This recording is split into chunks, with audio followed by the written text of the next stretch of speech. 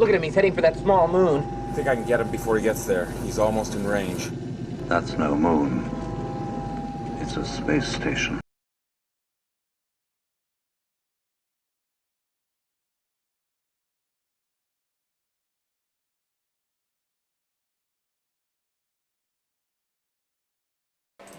What's up and what's going on, fellow fanatics? Appreciate all you guys being here, hanging out on this Friday, this beautiful Friday. I hope you guys all had a great Friday, and I hope that you guys are all doing great tonight. Again, appreciate everybody that is here. It is just going to be myself tonight, and we are going to hang out tonight, talk a little bit about, not much going on today, but there are a few things that we can get into and talk about.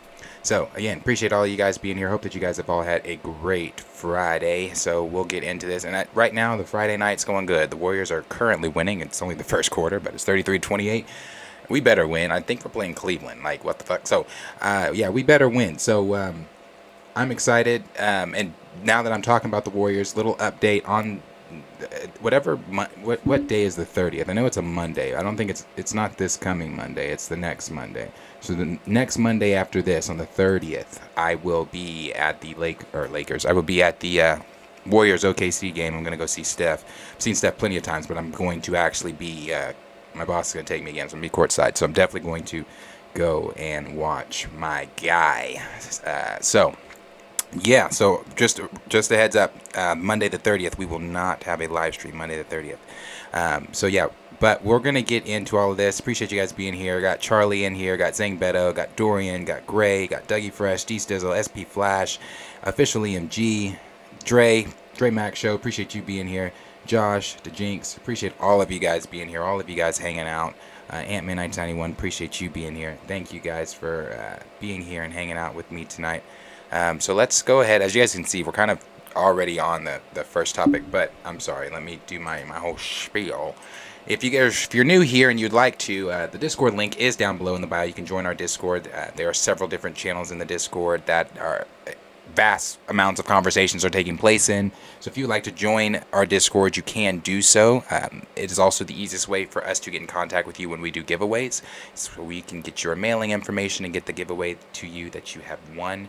Also, if there's a topic or something, a story related that you feel that we should be talking about here on the show, it's also a great way for you to send those topics to me.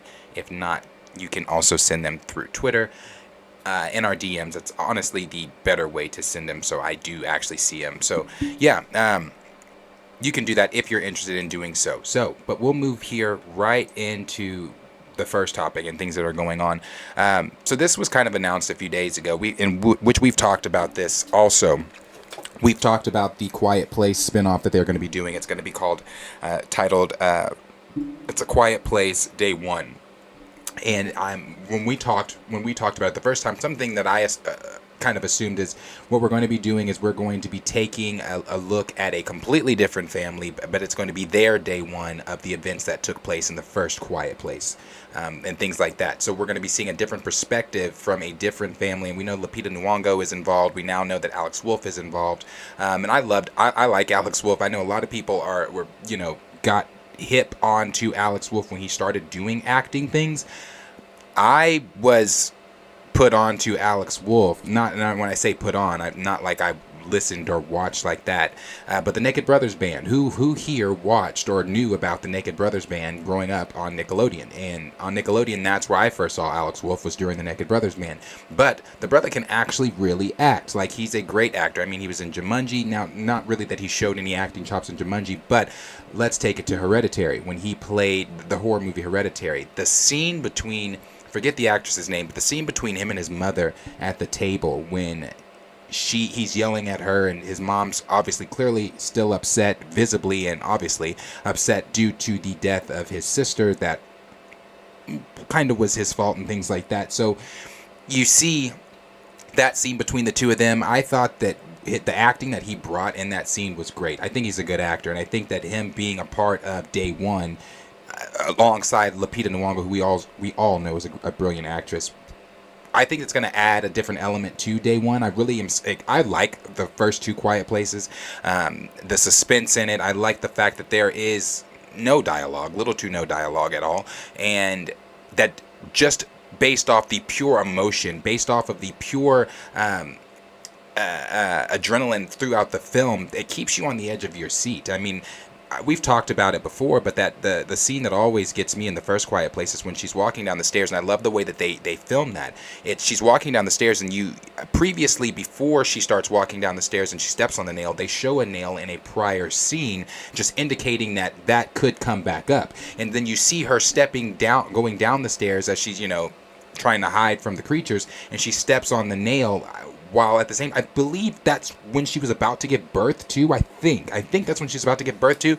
I love that. I love the elements in that film. I love that movie, and I like the second one too. I know a lot of people were like, the first one's better than the second one, but I really enjoyed the second one as well. And I think that Day One, it's really going to be good. But this is what Collider is having to say about Day One. They said another film is set to come out in a Quiet Place franchise, and another actor has been added to its steadily expanding universe. Alex Wolff joins Stranger Things Joseph Quinn. I forgot Joseph Quinn was also announced last week to be joining Quiet Place Day One. So you've got right now 3 great names: Alex Wolff, Joseph Quinn, and Lupita Nyong'o. Then he says in Lupita Nyong'o in A Quiet Place Day One. Wolff is an already familiar face in horror genre. He starred with Toni Collette and Gabriel Byrne in the slow burn yet creepy 2018 horror film Hereditary, the first feature film of A24 director Ari Aster. Wolff also starred alongside Nicolas Cage in 2021 drama film Pig, about a truffle hunter whose beloved pig is kidnapped, and had a part in M. Night Shyamalan's Old. Wolff is sprinkled in other films such as Jumanji movies, Welcome to the Jungle and The Next Level, Human Capital, and HBO's TV movie Bad Education. And then it goes on to say, not much is known about what role Wolff will be playing or about how A Quiet Place Day One will connect to the other movies, but it stands to reason that it will be about the world already established. A Quiet Place and A Quiet Place 2 are both set in the post-apocalyptic world filled with terror, where blinded monsters with ultra super sensitive hearing have overtaken the world. A Quiet Place directed by and starring John Krasinski was released in 2018 and became ingrained part of pop culture due to the innovative premise of minimal dialogue, leaving the non-human sound and world to do the taking and leave people on the edge of their seats. And that's kind of one of the things I was talking about, why I love A Quiet Place. A Quiet Place earned over $340 million and earned an Academy Award nomination for Best Sound Editing. A Quiet Place also earned a BAFTA nomination. I don't know what the fuck that stands for. Sorry. For sound, and a SAG nomination, and win for Emily Blunt for an outstanding performance by a female actor in a supporting role. And again, I love what Emily Blunt does in A Quiet Place. I thought her scenes were really good.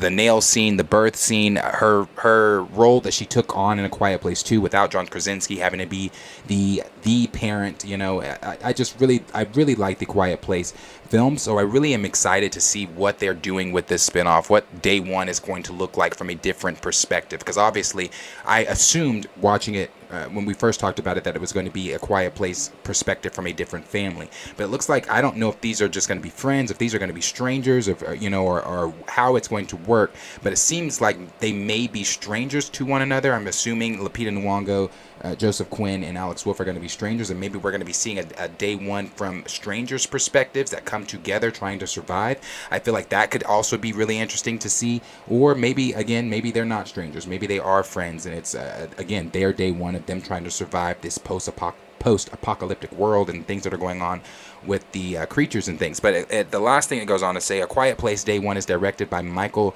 Sarnowski, who is teaming up again with Wolff from their work together in the movie Pig. Sarnowski is directing from a script written with Jeff Nicholas based on the original idea by John Krasinski, Michael Bay, and Andrew Form, and Brad Fuller.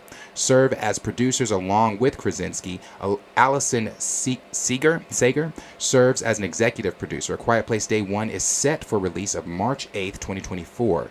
So we will be seeing A Quiet Place coming out on, looks like, again, March 8th, 2024. And again, I like the Quiet Place franchise. It's something I'm really interested in seeing.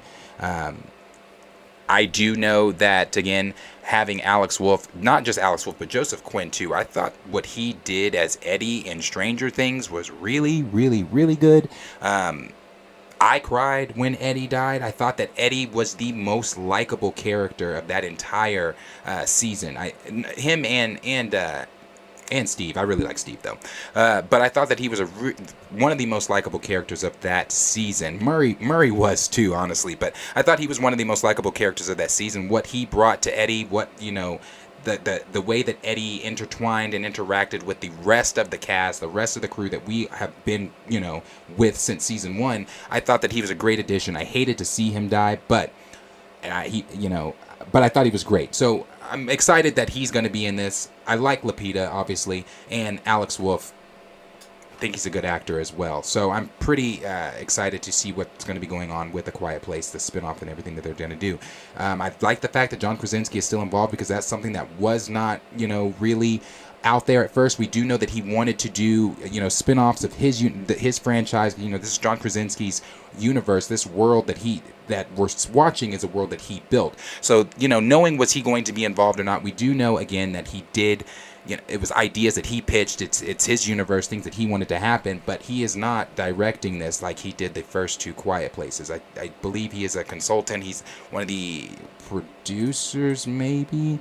What did it say about him? It said, it's an original idea by John Krasinski, but Michael Bay, Andrew Form, and Brad Fuller serve as producers alongside with Krasinski. So Krasinski is still going to be producing. He's just not going to be directing this spinoff day 1. But again, I'm excited for it. But as always, question is for you. Let me know down below in the comments what you guys are thinking about A Quiet Place day 1. Are you excited for it? What's your anticipation for it? What are you wanting to see? Did you like the first 2 A Quiet Places? And what are you thinking about Joseph Quinn, Alex Wolff, and Lupita Nyong'o being a part of this cast that we know of so far? And what are you expecting for them to bring? And what do you think the dynamic of the storyline is going to be involving the 3 of them? And what we're going to see in their version of their day 1? So let me know down below in the comments what you guys are thinking. Let's see. Grace said Toni Collette, she got robbed in Hereditary. She's the mom, I'm assuming. She played the mom. Yes, she was great. D Stizzle said, kind of surprised Collider is still around. Thought they'd go out like G4 TV did the second time. Collider still makes a lot of great articles and things. I think we read from Collider quite a bit. But yeah, that's kind of what's going on there. Not a lot being said there on Quiet Place. So we'll move to the next topic.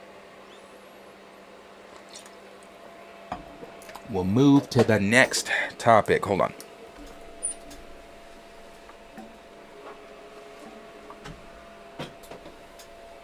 All right. Next topic that we're going to move on here to is going to be Venom 3. So it looks like we might have some information here about Venom 3. Now, it's not as if we didn't know things that from the leaked things that we've heard or whatever in regards to Venom 3, but I will go ahead and share some of the things we already do know about Venom 3. We know that Spider-Man should be and is supposed to be involved in Venom 3, and that is per Tom Hardy. Tom Hardy, a while back, I think after Venom 2 came out, he shared on his Instagram and then quickly deleted the picture of Venom looking like he was about to try to eat Spider-Man. And we do know that Tom Hardy has spoken before about the possibilities of Spider-Man being in this next film. I mean, I feel like that's where we were leading to. That's the whole post-credit scene, and let's get into that too. The whole post-credit scene that took place in Venom 2, where he says that guy when he walks up and sees Tom Holland's Spider-Man, which still kind of doesn't make sense, but sees. Well, actually, let me say this. When I say it doesn't make sense, it makes sense as to why Venom knows who Spider-Man is. It made sense as to why he knows that about Spider-Man. It just didn't make sense, the whole Venom coming into the MCU, then quickly leaving the MCU. I understand he left a piece of the symbiote in the MCU that we're going to see played out in Spider-Man 5 and 6 from what we've heard. But it definitely made sense for Venom to know who Spider-Man was. Why? Because of the hive mind. You know, the hive mind, it connects them all. And what one Venom knows, or what one symbiote knows, because of the hive mind, the rest of them do know. And this was explained again. Venom himself explained it to Eddie when Eddie was just laying in bed and they were having that conversation, everything like that. So Venom kind of explained that to him. So for Venom to know who Spider-Man is, what I interpreted from it when he said that guy, it wasn't like, oh, that guy. It was like that guy. Like that's the guy that kicked my ass a while back, you know, from Spider-Man 3 when we saw what Tobey's Spider-Man did to Venom and things like that. So we know that Spider-Man's coming. Tom Hardy again has spoken about that, but the Direct has come in with some new information. This is what they are having to say. The Sony Spider-Man universe continues to expand, and according to new updates, the franchise's first threequel could begin filming later this year. After the success of Venom and Venom Let There Be Carnage, a potential Venom 3 felt inevitable. The film was officially greenlit back in April 2022 and has been teased as a last dance for the franchise star Tom Hardy. Since then, the project has remained relatively quiet, aside from the news that writer and producer of the first two films, Kelly Marcel, would be taking on directing duties. Now, after months of near radio silence, fans of Sony's symbiote finally have something to get excited about. And it goes on to say Venom 3 will begin shooting in just a few months, according to industry insider Daniel RPK. Then he goes on to say in his latest Patreon post, Richmond wrote that the Sony Pictures threequel is set to film from June to September in England. Thus far, with the other two Tom Hardy-led Venom films, production has usually officially kicked off around a year out from the film's eventual or planned release.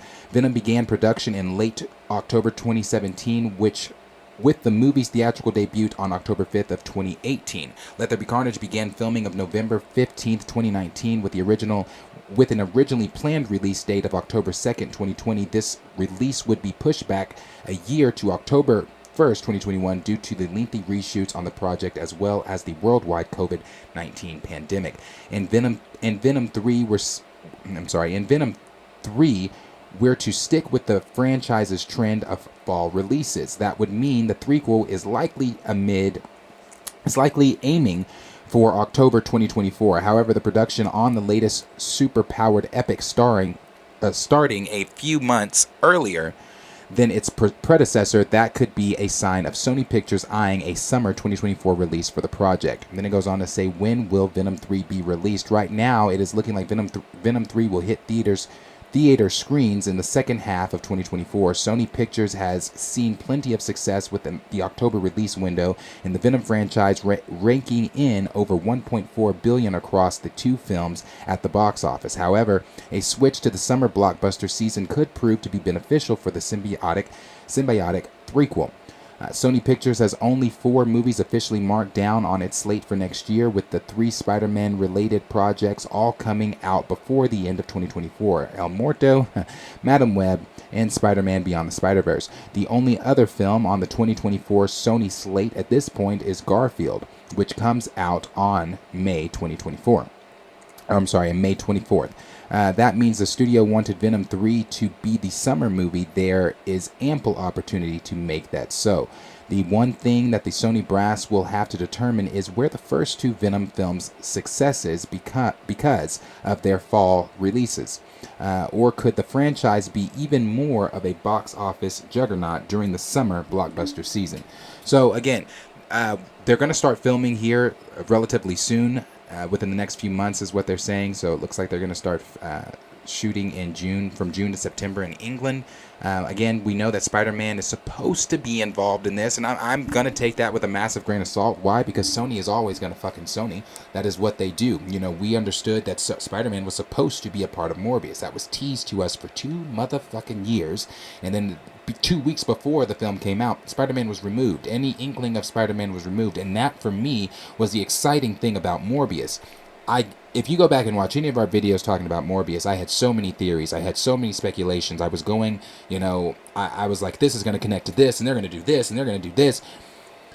And they didn't do any of that. And it was a huge letdown. Now, again, I still have not seen Morbius. I refuse to see Morbius because I was lied to for 2 fucking years about Spider-Man. And not only that, I'm not interested in seeing things from Spider-Man's franchise without Spider-Man in the fucking film. So when they took Spider-Man out of the film, I was done with it. So I'm assuming if Sony has learned anything from Morbius, I mean the two-time bombing in theater film, Morbius, if Sony has learned anything, I hope that you cannot continue the Spider-Man franchise without Spider-Man. Spider-Man has to be present. Regardless, and if you take it even back to, I forget what the CEO over at Sony, I forget his name, but you take it back to what even he was talking about, and he said that they are going to be putting a new Spider-Man within their Sony universe. So maybe that could be the Spider-Man that we see in Venom 3. Maybe it is their Spider-Man that's going to be taking over their Sony universe, because we do know Andrew Garfield is not going to be the Spider-Man taking over their Sony universe. Obviously, Tobey Maguire is definitely not going to be the Spider-Man taking over their Sony universe. At one point, we heard it was going to be Jessica Drew that was going to be the Spider-Woman taking over helming the new Sony universe and everything that they're going to be trying to do. But since that, I've not heard anything. I haven't heard anything about Jessica Drew since, and it's been a while ago. So we know Spider-Man's supposed to be involved. We know that it's supposed to finally come to a head between Venom and Spider-Man. What does that mean for Venom? I hope I hope that it's not one of those things where Venom and Spider-Man have to team up at the end and they end up fighting the overall villain just because of the way that Sony has painted Venom. It's not as if Venom is the villain that he is in his source material and comics and things like that. Now, not to say that Venom, they didn't team up, him and Spider-Man haven't teamed up in comics, because they have. Him and Spider-Man have teamed up in the comics. But with something like this is the first time live action we're getting to see Spider-Man and Venom on, assuming Spider-Man is in here. Again, that's just what we've heard. With the assumption that Spider-Man is in this film, if this is the first time we're going to be seeing Spider-Man and Venom in live action on the big screen together, I want them to fight, and I want it to end not just with, don't start the film with them fighting and then again some overall threat comes to where they're like, oh, we have to team up together. No, I don't want that. I would prefer it just be a battle between Venom and Spider-Man or Spider-Woman or whatever Spider-Person they are going to be putting in Venom 3, because again, Sony is always going to Sony. And something that they mentioned there was fucking El Muerto. This is what I mean. We know that Madam Web is supposed to be the linchpin film that sets off the entire Spider-Verse over there for the SSU or whatever it is they're calling it. We know that that's supposed to be setting everything up that's going on over there, and I'm excited for Madam Web just because of some of the things we've heard about Madam Web. And I have to see Madam Web, and I need Madam Web to be good for me, for not just myself, but for all of us, to understand what the fuck Sony's doing with this Spider-Verse. Where is this going? Are you actually leading to Spider-Geddon? Some of the things I've talked about, I believe that all of the events of Madam Web and the events that are going to take place in their live action Spider series and things that they're doing, the things that are going to happen, and I'm even assuming Kraven and all of that is supposed to be connecting to get us to Spider-Geddon in the Sony universe. And again, take that with a grain of salt, because that is the rumor. But I am looking forward to some of the things going on over there, but I'm also trepidatious about some of the things too. And the only reason I'm looking forward to them is because it's Spider-Man, and I adore Spider-Man. Out next to T'Challa, he is my second favorite Marvel hero. So I adore Spider-Man, and I don't want to see this franchise in Sony's hands continue to fail. Again, you have a franchise, an IP that is guaranteed to put asses in the seats. Use him. No one is checking for Kraven. No one's checking for fucking El Muerto. No one's checking for the buddy cop Rhino and Sandman film that they had planned on doing. You even look at the post-credit scene for Morbius when you had Vulture show up and he's like, hey, I don't know why I'm here, but I think it has something to do with Spider-Man. Bro, who wrote that? Get this shit right. If you're gonna do Spider-Man, get it right, bro. Don't just half-ass Spider-Man. Don't just half-ass any of this stuff. Make it make sense and make us love what you're doing over in the Sony universe. So, but you may feel differently than I do about it. Like I said, I'm excited for it. Please don't take that as me not being excited. Anything Spider-Man, I'm excited for. But again, I don't want to continue, because I in the comments, let me know. Did you really enjoy Venom 2, Let There Be Carnage? It was the first Venom was fun. I enjoyed it because I had fun. Just same thing with Black Adam. I enjoyed Black Adam. I had fun. It was a fun film. To me, it was the most fun action-packed superhero film of 2022, my opinion. Venom, the first Venom film, was really fun as well. Venom 2, Let There Be Carnage, I wanted it to be so fucking good because we finally got to see a live-action Carnage. Although Carnage was okay. It was okay. It wasn't something I loved, and I didn't hate it either. But I feel like with this one, with whatever you're doing with Venom, again, Spider-Man needs to be in it, but whatever you're doing with Venom, this threequel, this part of it, needs to be one of those things where people leave saying, holy shit, that was an amazing Venom film with Tom Hardy. And, something they also said in the article was Tom Hardy's goodbye, or his, I'm sorry, what they say for Tom Hardy, that it's his send-off, or he's going to be done after this. So what does that even mean? What does that mean for future things with Venom and everything like that? What does that mean for Venom in the Sony universe? What does that mean for Venom showing up in the MCU and things like that with Tom Hardy not? Because we've even heard, speculation that Tom Hardy is rumored to even be in Secret Wars. And if so, I don't know that this would be his last thing. But again, we'll have to wait for more things to come out. We'll have to wait for more credible inside scoopers and things to get on top of some of that news. But as always, question is for you guys. Let me know down below in the comments what you guys are thinking about what's going on with Venom 3. Are you thinking that Spider-Man or a Spider-Person is going to be in it? Are you thinking that Sony has to get this shit figured out? They cannot continue to pump out Spider-Man like Hypno Hustler that they're going to be doing with Donald Glover. Like, it's just, no one's checking for any of this stuff without Spider-Man. So you guys let me know. Are you excited for Venom 3? Are you excited for El Muerto? Are you excited for Madam Web? Are you looking at the Sony universe, the SSU as they call it, and are you looking over there and are you saying to yourself, where the fuck is Spider-Man? All the hype is for Into the Spider-Verse because it's Spider-Man.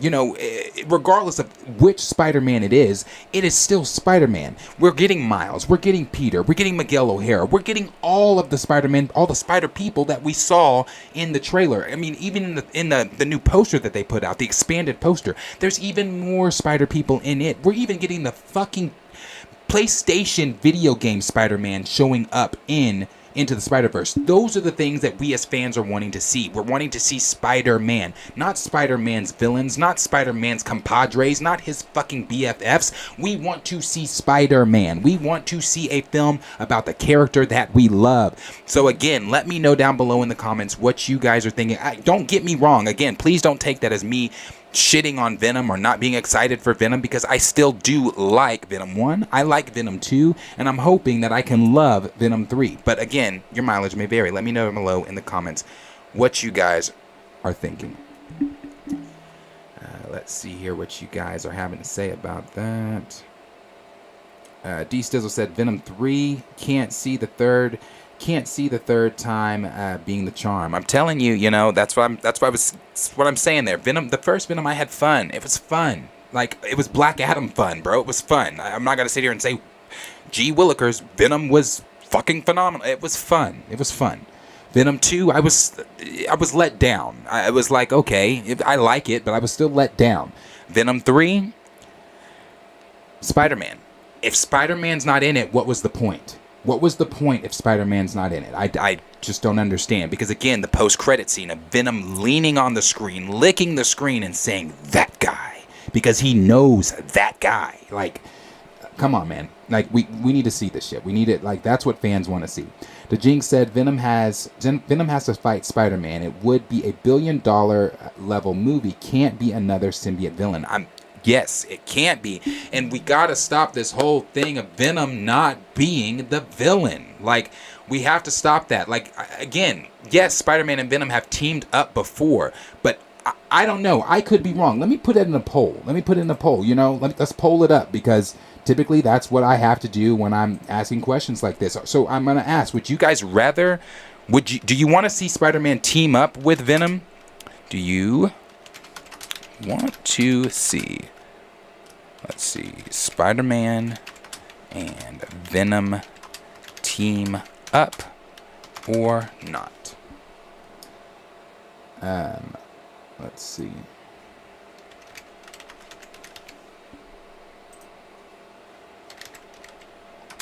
So yeah, do you guys want to see Spider-Man and Venom team up? Are you guys looking for that? Are you looking for one of those things where it's not a team up, it's Spider-Man and Venom going head to head, going at one another? I feel like that would be a much better look there. I don't know what happened. I don't know why I did that, because now the chat is gone. I can't see what you guys have said. Bear with me one moment.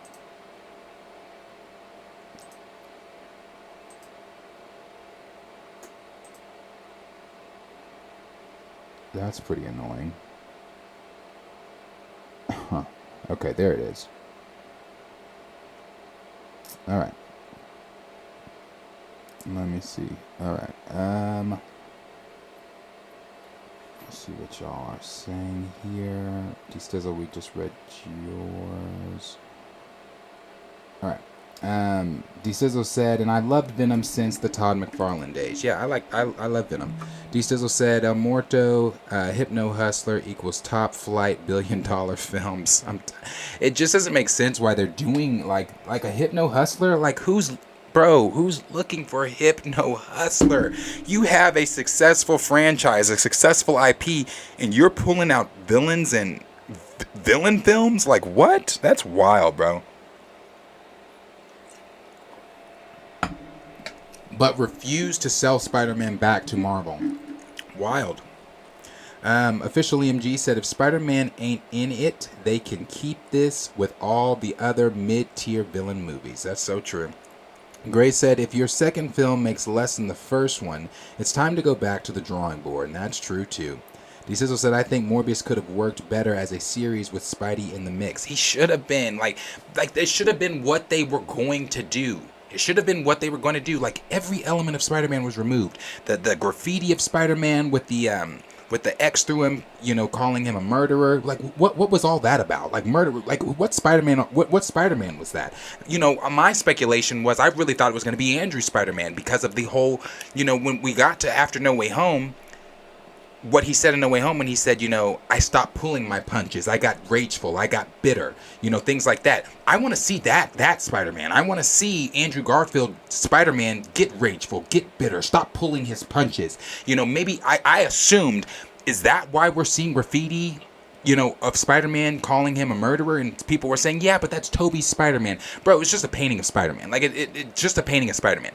And there were so many things that, the tower, the Oscorp Tower, that was the same Oscorp Tower from the TASM franchise. That was the same Oscorp Tower there.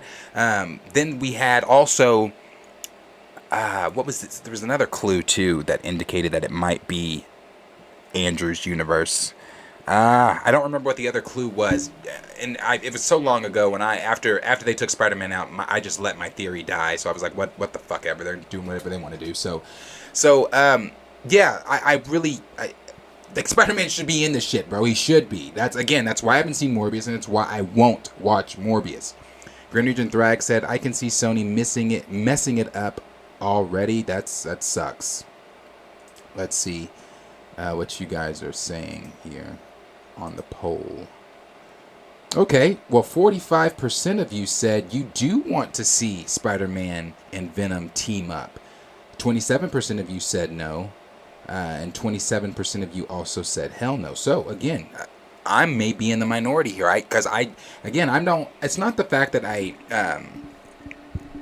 well, it is. I don't want to see them team up. I know that they have teamed up in comics and animation and things like that, but I just don't want to see... If we're finally getting Spider-Man and Venom on screen, if they team up to fight some overall big bad, to me, that's a waste. They need to be enemies. They need to be...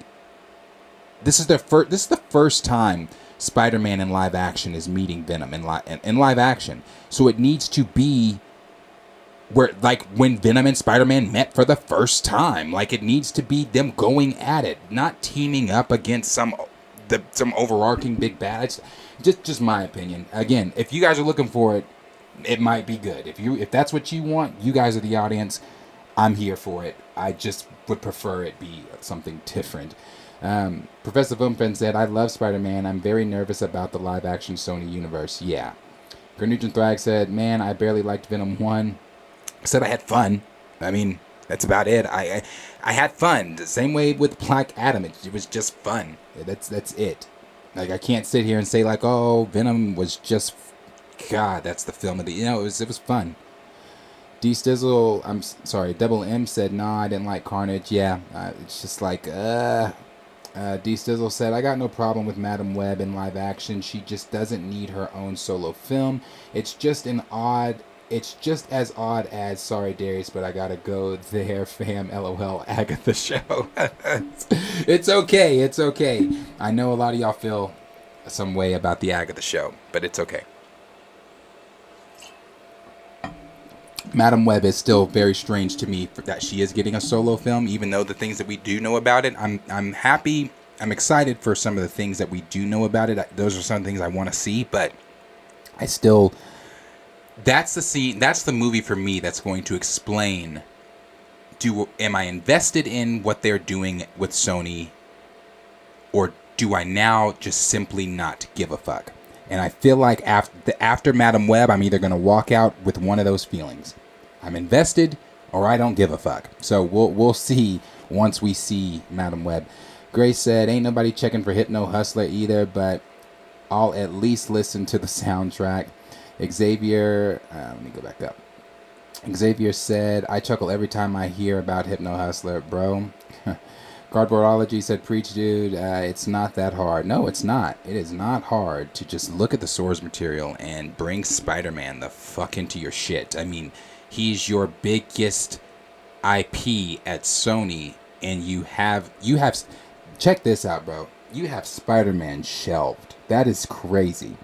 And you're pulling off the shelf Hypno Hustler, Buddy Cop Rhino and Sandman film, El fucking Muerto, Madam Web, Kraven the Animal Lover, Morbius, while Spider-Man just sits on the shelf twiddling his fucking thumbs. That's crazy to me. That's wild. I'm telling you, if I owned Spider-Man and I was Sony, bro, when I tell you, y'all would get a Spider-Man film every fucking year until you got sick of him. Why? Because we know that Spider-Man's gonna put asses in the seats. Spider-Man puts asses in the seats. Even on $3 weekend when they re-released the more fun stuff version of No Way Home, that shit still hit the millions in box office. And that was $3 weekend. That's what Spider-Man does. Sir Yuri G said, the only Sony movie I'm looking forward to is Into the Spider-Verse sequel. Yeah. Dorian said, I wish I was Garfield Spider-Man so that we could. I wish it was Garfield Spider-Man so that we could get a third movie. Yeah, that's the one I really want. You know, Andrew Garfield before No Way Home, because a lot of fake folks was like, Andrew Garfield is the best Spider-Man, and Andrew Garfield. No, y'all hated Andrew Spider-Man. No. Where were you in 2012 when he was just as good a Spider-Man as he was in No Way Home? Where were you in 2014, 2015 when he came back as Spider-Man and was just as good as Spider-Man, if not, in my opinion, the best Spider-Man, that he pulled that same shit in No Way Home. He was good in No Way Home, just like he was good in his two TASM movies. Andrew Garfield, as I've always said, in my opinion, is my favorite and the best Spider-Man. People were not checking for Andrew Garfield Spider-Man. But I agree with you. TASM 3, and I'm not saying that you weren't checking for him, but TASM 3, I want to see that. I want to see that dark Spider-Man. I want to see where he stops pulling his punches. Everything that he said to Tom Spider-Man, I want to see that. You know, the time period where he was missing, you know, at the end of TASM 2, I don't know how many weeks or months or whatever it had been since Gwen's death where Spider-Man was missing. Spider-Man hadn't been seen, you know. New York was wondering, where's Spider-Man? You had that little boy at the end that put on the Spider-Man mask and went out to try to confront Rhino, and then Spider-Man showed back up, and I don't know how long it had been since they saw him, but what happened in between that time? What was that time? And even after that time, like, was he still a little darker there? Like, yeah, I want to see it. I do want to see it. Let's see. Ant-Man 1991 said, I like the first 2 films. Hope the third does well. D. Stizzle said, love me some Silver Sable. Yeah, I'm Black Cat. But I wasn't excited for their canceled Silver and Black film either. Yeah, like, bro, I don't want to see a Silver Sable and Black Cat film. Like, it's just like with Sony saying, oh, well, we're taking Black Cat out of Spider-Man 4 so we can do a solo Black Cat movie. Sony, you don't fucking get it. Like, who at Sony is making those decisions?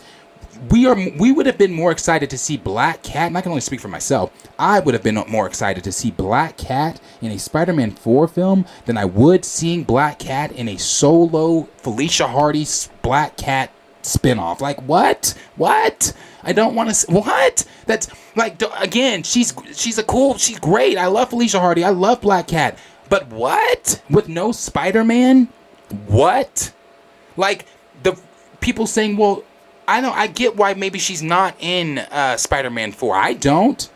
We are seeing Spider-Man at his lowest right now. He need like obviously, as I've said before, MJ is the end game for Spider-Man, but he has others along the way. Him and Felicia Hardy, that relationship, him and Black Cat's the flirtation, like all of that shit, bro. I would love to see it. And in the current position that our Spider-Man is in, I thought that would have been great. Dorian Clayton said, hey, you got a good Venom voice. You know, everybody always says that. Thank you. Everybody always says that. And my Venom, I'm trying to think, what's one I can do? What's a line?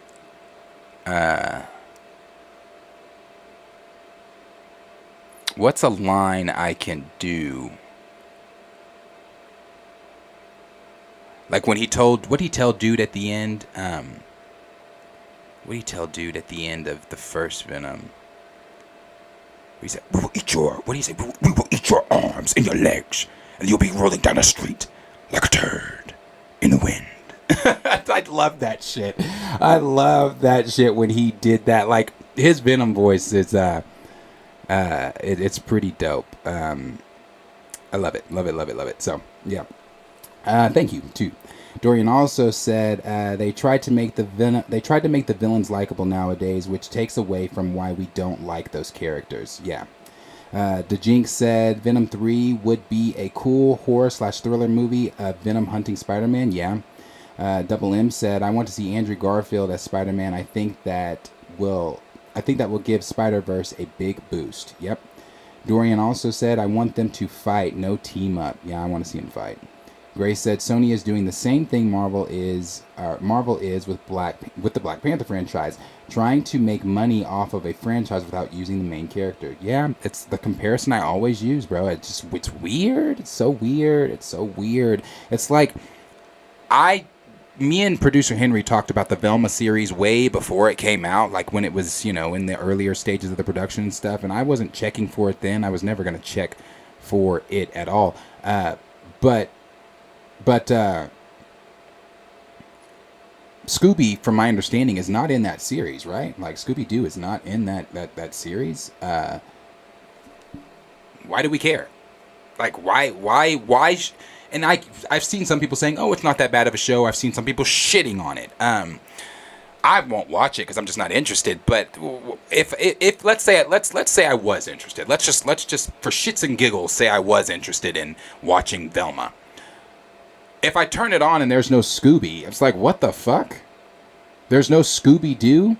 Bro, when Scooby, Shaggy, and Scrappy got their spinoff, and it was, when we saw Scooby, and that's when Shaggy wore the red shirt. When we saw them in Ghoul School, we saw them in the Boo Brothers, we saw them in, I forget that one where Shaggy and Scooby and Scrappy were trapped in Transylvania and had to race the other, like the mummies and werewolves and Count Dracula, had to race them for their freedom or something before they could leave. I forget what that one's called, but that time it was a spinoff of those two. Like, anytime you saw spinoffs of anything with Scooby, Scooby was there. This is the first time we're ever seeing something where it's like somebody put it this way: who wrote this show? Whoever wrote this show, you obviously hate these characters. You hate this IP, so why write it? Like, and again, that was just someone's opinion. I haven't seen the show. I don't want to see the show. It doesn't seem like something I'm interested in because, again, where the fuck is Scooby?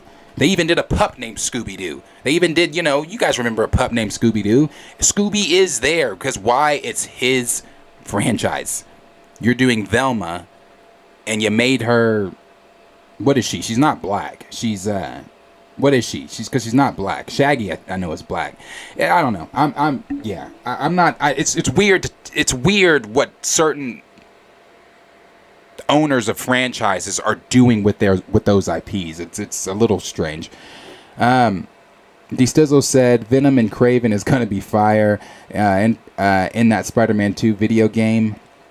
Then we got they are in the new game. Yes, I know Venom. I didn't know. Yeah, did I know Kraven was? I don't know if I knew Kraven was. I knew Venom was. Sir Yuri G said, "No, you're not alone. I don't want to see them team up, especially this Venom. He's portrayed as an idiot in these new movies."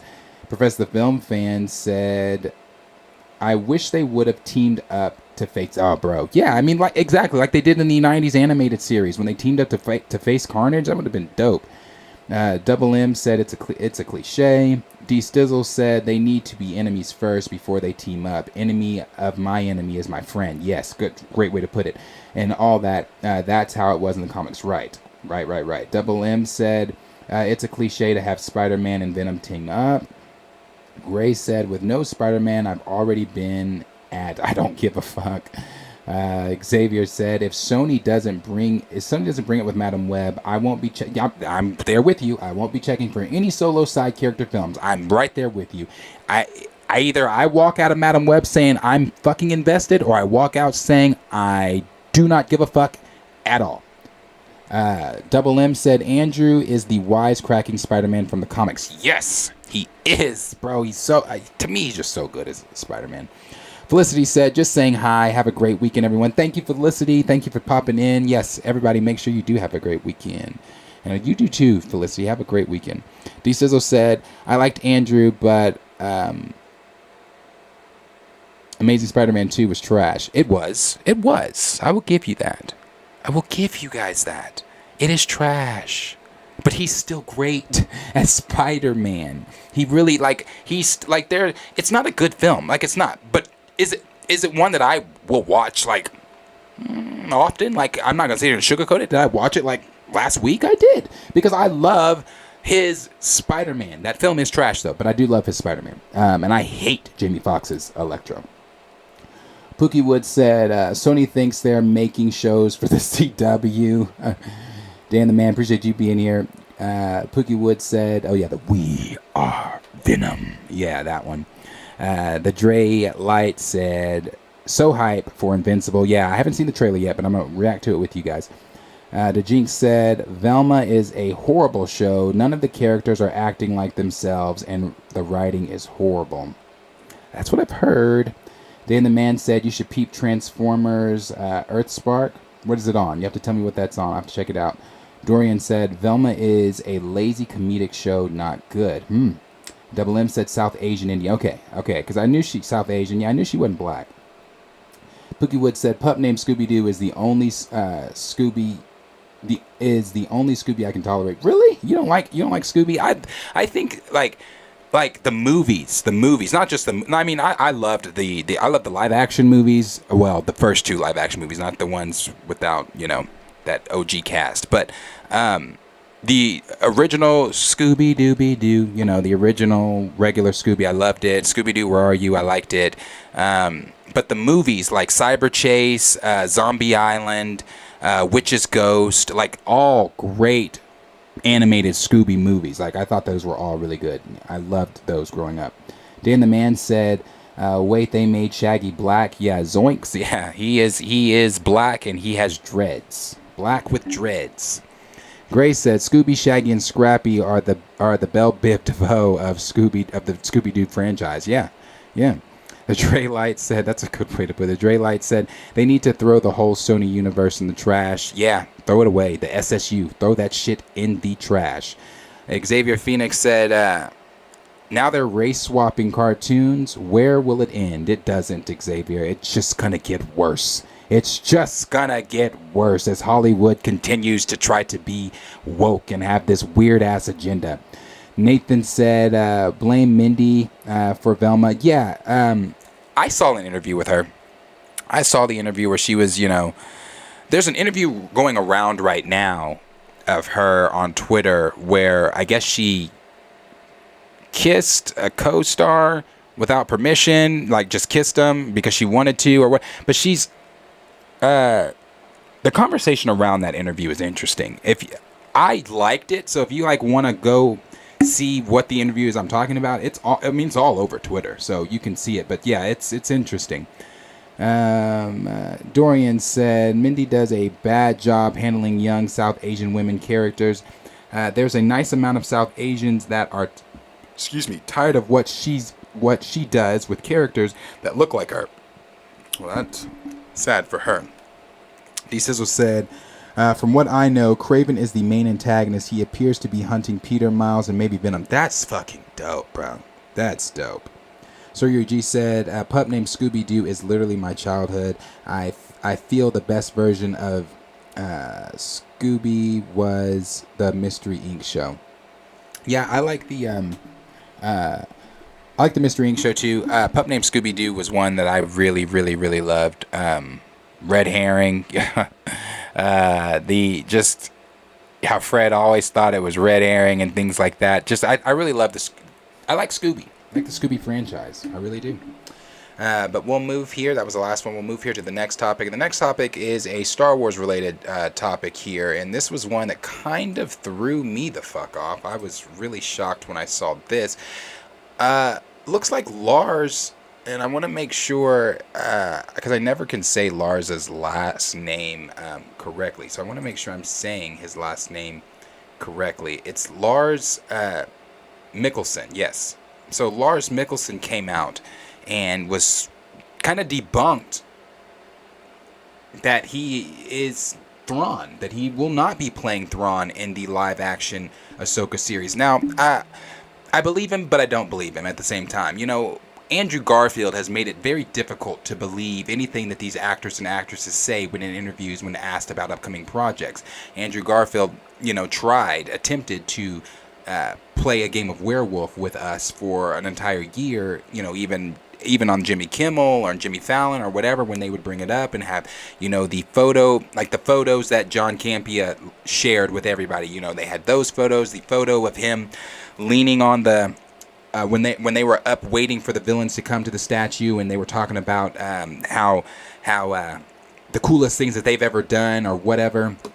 The villains that they fought, it was in that scene. That was one of the first real pictures we got that solidified and proved that Andrew Garfield was actually going to be in No Way Home. So ever since then, it's been one of those things for me personally where it's like, I don't know if I really believe what you're saying. I don't know if I really like when John Krasinski says, I haven't heard from Marvel. I don't know if I believe that shit. So when Lars comes out and kind of debunks that he's not going to be playing Grand Admiral Thrawn in the new Ahsoka series that's coming in 2023, knowing that he did voice Thrawn in the Rebels series, the animated series that came out for Disney. We know that he did voice him there, but everything has hinted that Lars is going to be playing Grand Admiral Thrawn in live action. That is something that a lot of scoopers have come out and said. That's something that we all speculated. And this is not just new news. This is something that was speculated early last year, end of 2021. This has been going on for a long time, this speculation. But he did come out and say some things. And this is what Screen Rant is having to say about it. It says, Star Wars Rebels Grand Admiral Thrawn voice actor Lars Mikkelsen debunks the rumors surrounding his potential future in live action Star Wars projects. Star Wars Rebels followed the life of a young Jedi apprentice, Ezra Bridger, played by Taylor Gray, and his team of rebel heroes, including fellow Jedi Kanan Jarrus and the pilot Harrison Dula.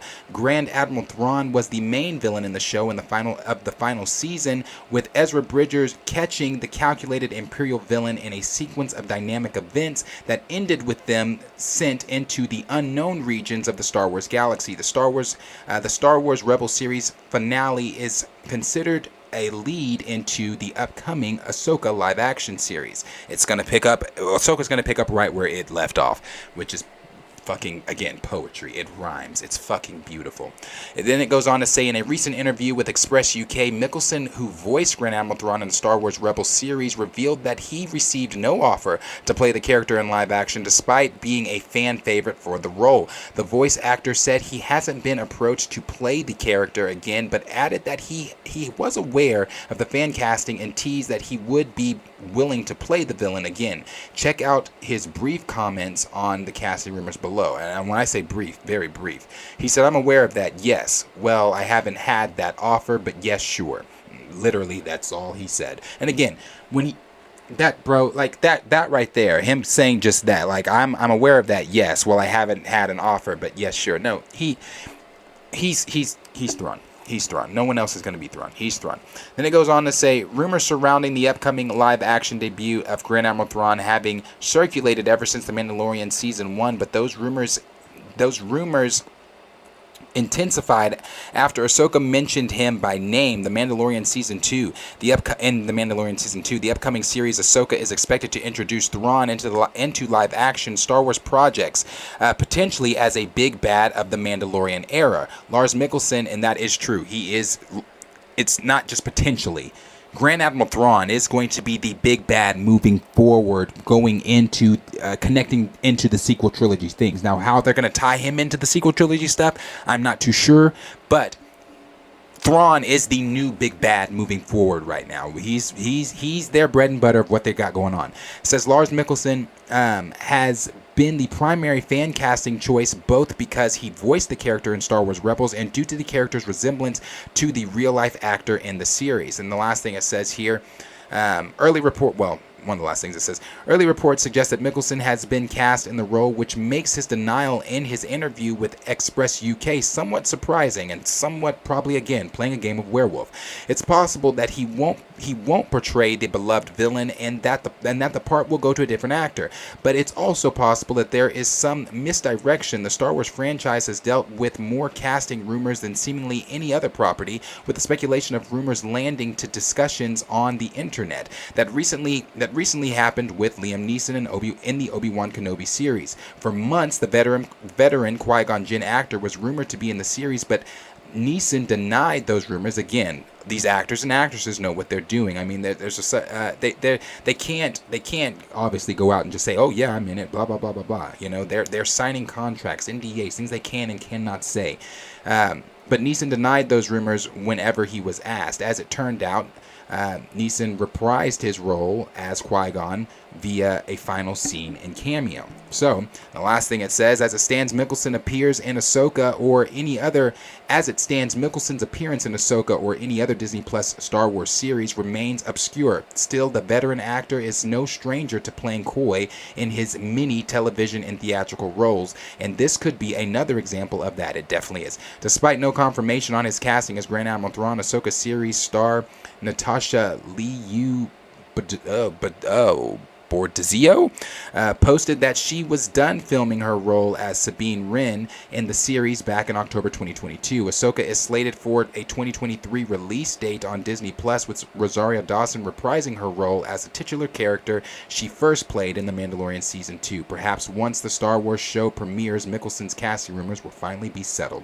Oh, it's settled now. He's lying. Like they just said, he's no stranger to playing coy and in the many other roles he's played in television and the many roles he's played in theatrical roles. So they're definitely playing a game of werewolf. Mikkelsen is definitely going to be Grand Admiral Thrawn. I feel like they are too far into production. Definitely, they are too far into production for us to be hearing, oh, wait a minute, no, we're going to be getting a different actor playing. This has been rumored since 2021. This is not new. This has been on the table since 2021. Lars Mikkelsen is definitely going to be playing Grand Admiral Thrawn. He's definitely playing coy right now, and there's some great things that we've heard about Grand Admiral Thrawn. There are some things not just great things we've heard about Thrawn, but great things we've heard about the Ahsoka series and what it's going to be doing moving forward for the Star Wars franchise. And one of the things I've even seen kind of going around a theory, even kind of connects that what they just said about Thrawn being the big bad moving forward. There are hints at Thrawn even in the Mandalorian season 3 trailer that just dropped. The pilot's name that escaped his name still escapes me, but the pilot that showed up in season 1, I believe, with Dave, and he also showed up in season 2 with the Rebellion. He's talking to Mando at one point in the trailer when he says something big is happening, and by the time you can do anything about it, it's going to be too late. Something big is brewing out there. And what we know is brewing out there in the unknown regions is what Thrawn is currently doing. Thrawn getting his army together to advance on the New Republic. This has always been a part of Thrawn's plan. Thrawn trying to advance on the New Republic, building his army, an undead army, that at least that's what the rumor is, an undead army that he's raised from the dead using the Night Sisters' magic. This is going to be such an amazing series. I cannot wait for the Ahsoka series. It is my most anticipated project, not just Star Wars, my most anticipated project of 2023.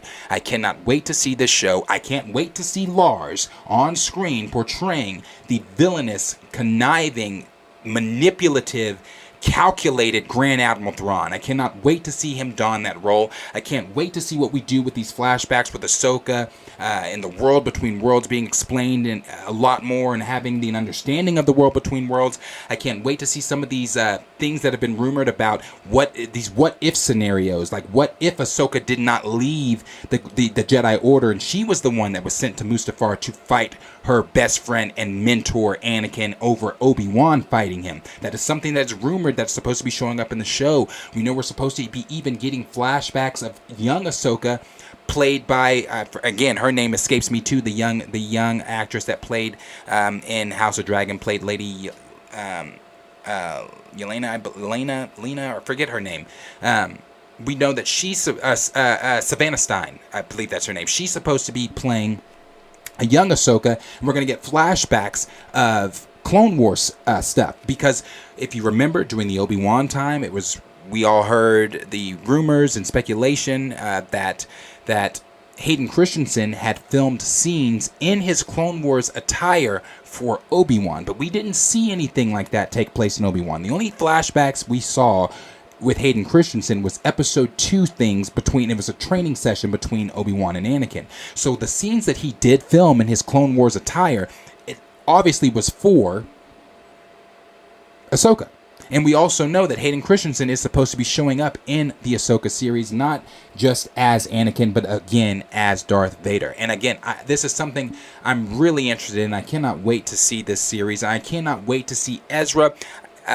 Ahsoka and Ezra were two characters I hated when first introduced, which is now crazy because they are two of my most beloved Star Wars characters. I love Ezra Miller. Oh, God damn. Excuse me. I love Ezra Bridger. I love Ezra Bridger, and I adore Ahsoka. I think that they are both phenomenal Star Wars characters, and I can't wait to see what this show is going to bring with both of them in it. So I'm really excited for it. I can't wait to see what they do with this show. But as always, question is for you guys. Let me know down below in the comments what you guys are thinking. Are you guys thinking that Lars is actually going to be playing Grand Admiral Thrawn? Are you guys thinking that we're going to be seeing some of the things going on from the rumors with Ahsoka? We're going to see some of the flashbacks. Are we going to see an undead army created by the Night Sisters, ran and commanded by Grand Admiral Thrawn and things like that? Are we going to be seeing the adaptations of Heir to the Empire within the new Filoni verse? What are you thinking is going on with these things that Lars Mikkelsen has recently said, and some of the other speculations and rumors going on with Ahsoka? Just let me know down below everything that you are looking forward to for this series, and maybe even some of your trepidations for the series. Let's see what the comments are saying. I'm just going to go right to the bottom, to the last part there, because I did not mean to fucking say Ezra Miller. Felicity said, clip that somebody. That is funny. Yeah, that's gonna get clipped, and I'm gonna get tagged in that. That's fun. Yeah, I did not mean that. A man of culture said, please tell me somebody clipped that. Xavier said, I nearly choked on my food for that.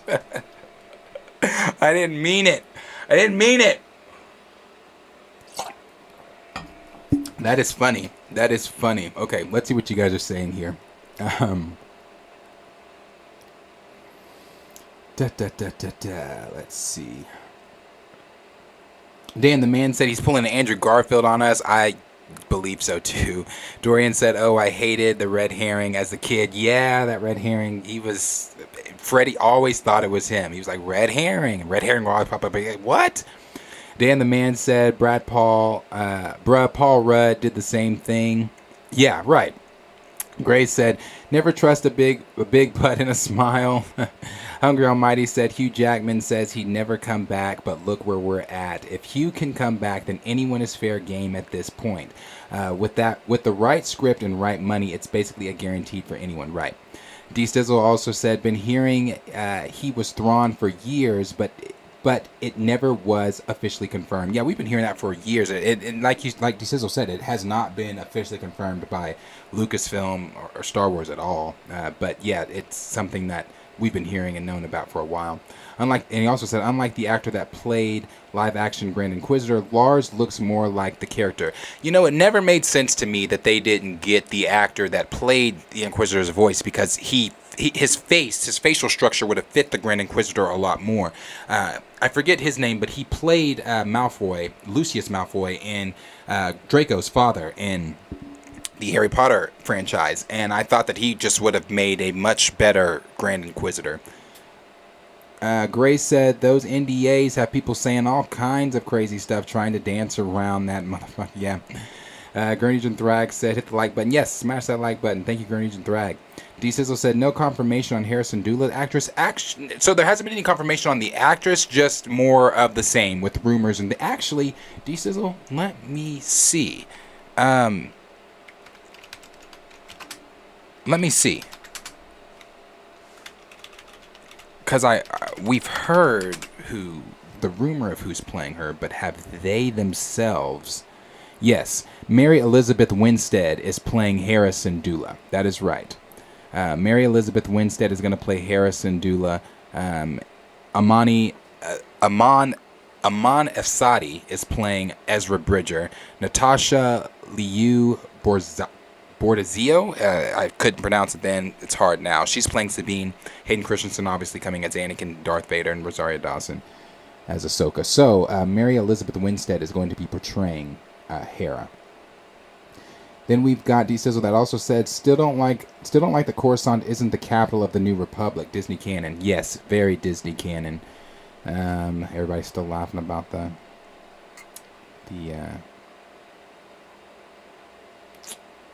my slip, sorry. Rhyme said it's okay, we still love you. Thank you for being here. Then we got Felicity that said Harrison Dula is Ewan McGregor's upgraded wife. Oh, is it? Is she? That's right. Wow. They are together. That's right.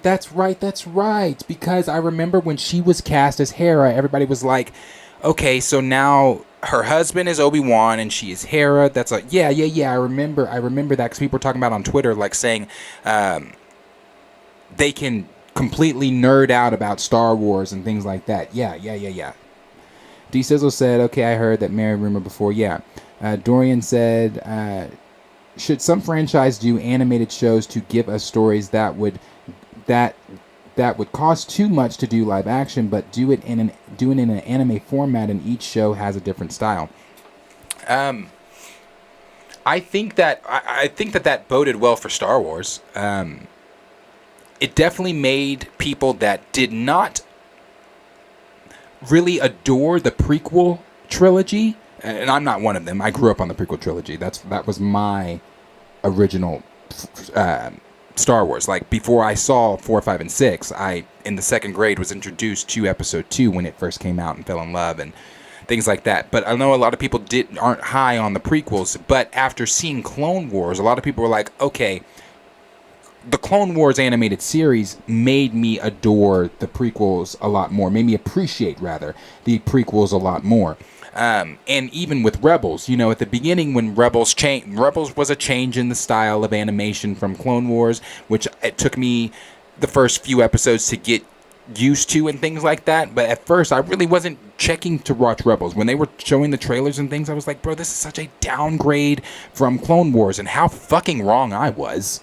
And that's my opinion. You might think, some people might think, oh, Rebels sucked. I thought Rebels was amazing. Especially, again, when you get through those first few episodes and things like that, but when you get to seasons 3 and 4, I'd say seasons 3 and 4, the animated Rebels series, is on par, if not, no, it is up there with the Clone Wars series. I think that was like how we dive into some of the mysteries of the Force in the Rebels, or in Rebels. We dive into, Ezra a little bit more in his gray area that he has and everything like that, bro. I think Rebels was... I go back and watch season 3 and 4 of Rebels more than I have watched certain seasons of the Clone Wars. If I watch Clone Wars, and I adore Clone Wars, but if I watch Clone Wars, I typically start on season 5 when Maul first returns. When Maul first returns, that's typically where I start with it. But I think that an animated style would be better for some shows because, like you said, it does cost less, and you can do way more in animation than you can do with live action. I think that it could be great for some things for sure. But we will move on here from that Thrawn stuff, and we will move on here. And Poogie Wood said Rebels was awesome. Yeah, bro, Rebels was great. We'll move on here from the Star Wars stuff. We'll move on here to the last topic of the evening. And the last topic of the... Hold on. What is this? Okay. Last topic of the evening is going to be Invincible. Now, I've waited all day. I did not watch the Invincible trailer because I was like, I'm going to watch it with you guys here. And because we were talking about it yesterday. It was a topic yesterday because we got the first picture for it. Then we had Snyder, Stephen Wolff put in the Discord that the trailer was going to be dropping today, and it did drop this morning. So I'm going to react to this, and we'll read some of the article things that some of the things they're saying about it, and what we can expect for season 2. So let's go ahead and react to this trailer. I have not seen this, so I'm pretty excited.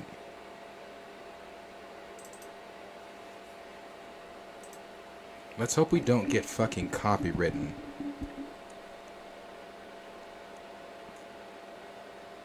Or copyright strike. Maybe that's the better way to say that, the more grammatically correct way to say that. Okay, hold on. Sorry, hold on. Pretty good. Look at that. Not bad, Mark. Okay, we're starting it over. How supposed to feel about that? Is there a certain way I need to feel?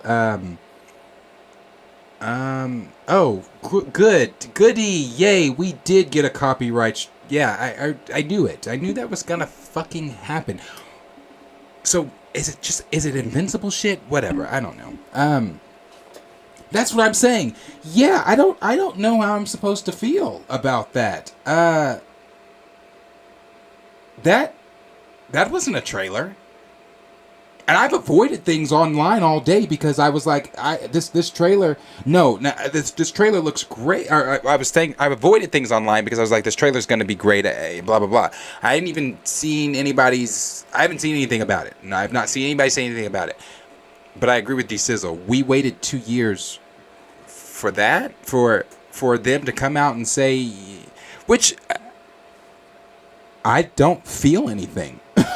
I don't feel anything. I feel like what they said was what we kind of already knew when we talked about Invincible this first time, before this last time we talked about it yesterday. We talked about its release date because the director and showrunner said expected in 2023.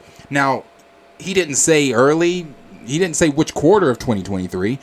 I guess all they confirmed here was that it's going to be late 2023. But I completely agree with official EMG. The animation looks great. The animation is a huge step up from what we saw in season 1. It looks phenomenal. But again, I'm just like, okay, I not sure. Like that just, I don't know, bro. That didn't really. I'm sorry that this is not the reaction that I expected to be giving right now. I expected to be sitting here saying, bro, that was dope. I can't wait. Okay, 2023. Animation looks dope. That's about the only thing I can really say about it. The animation looks dope. Seth Rogen is still funny as Alan. It's just, I don't know what to say. I love the Invincible. I love the first season. We talked about that. You guys know how much I really love that first season. I haven't read the comics, so I don't know anything else what's coming about it. I've been talking about the comics. Don't have time. I'm gonna get them. They're just thick as fuck. Haven't had time to get to reading those. But yeah, I don't feel anything. Let's, I guess, jump into the article here really quick. Okay, this is coming from Collider, and they said, fans of the Prime Video animated adaptation of Robert Kirkman's comic book series Invincible have been trying to gather any and all information on when the second season of the highly acclaimed series will be making its return. Announcements of the voice actors returning to the recording booth and word from Prime Video's head of TV about 2023 release have slowly been revealed over the last 2 years, but now we finally have a teaser trailer. That's what that was called? For the upcoming second season in a much smaller release window. Even a date isn't set in stone just yet. They typoed there. Invincible Season 2 is set to return in late 2023. A new teaser trailer sees Mark Grayson, aka Invincible, voiced by Steven Yeun, and Alan, the alien, an assessor for the Correlation of Planets, voiced by Seth Rogen. That was on Mark's earliest that was one of Mark's earliest challenges, as well as the person that Mark recounted the events of the first season in the final episode. The two are seen once again catching up at the Burger Mart, where Alan asks Invincible. I'm not going through that because we just read that. We watched it. So it says, when listing off all the things Mark has done. Okay, we just read that. And this is talking about the history of Invincible. Oh, so they're really not even talking about anything in this article here. They're kind of just going on talking about the history of Invincible and when he was created, when he started life in 2023, and things like that. And just only thing here in this other paragraph is talking about what we just watched, just saying how Mark what he was explaining about having to work on this and working on that. I've been doing this, I've been doing that, blah, blah, blah, just for the article to end with it saying that, this montage of things, blah, blah, blah, is still coming in 2023. But there is something else we can get into. This was posted by Geek Vibe Nation, and I believe it might be coming from Deadline originally, but it was about Mark versus the Immortal. And you remember the Immortal was the one that Omni-Man killed. They, I think, pulled his head, decapitated him. His head was then put back on to where he then he was brought back to life, and then ended up fighting against Omni-Man during that final battle between Mark and Omni-Man there. But this is I guess this was on the drawing board there. It was in the trailer. This picture was in the trailer, but it was in the, it was shown very quickly. But this is what the picture says. It says exit. And this is a script here. Exit Sky Night. A peaceful starry night sky. Hold on to this for a few good moments. Then crack, the sharp sound of knuckles hitting bone. Tilt down as Invincible tumbles into frame. Tilt down as Invincible tumbles into frame. Rights himself. Wipes blood from his mouth. Then Mark says, "I've been hit harder before, way harder." The Immortal slowly drifts in, costume torn, face bloody. Immortal, so arrogant, just like your father. They stare each other down, breathing hard, waiting for the other to make the first move. Invincible charges, but the Immortal fakes left and dodges Mark's swing, uppercutting him and catching him out. Then it says they trade blows, slamming each other into the foreground and background. It's brutal. Mark then says, I'm trying to save lives. Why can't you trust me? The Immortal gains the upper hand, yanks Mark close. Immortal says, after what Omni-Man did, after what you did, and then it stops. That's all that was shown. Damn, that's all that was shown? Yeah, that's all that was... that's all that was shown there. And I'm assuming this is from the... and I will show you guys. Again, I haven't read the comics, so for you comic readers of Invincible, you have to let me know. I'm assuming this is in the comic here. Let me see if I can get this pulled up really quick. I thought I had it already pulled up here. Sorry, one second. I'm assuming this is in the comic, this picture. So you'll have to tell me, for those of you that have read it. Let me get down to it.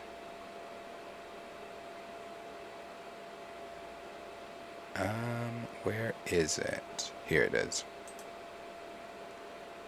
So is this in the comic? Is this picture here from the comic of the Immortal standing over Invincible?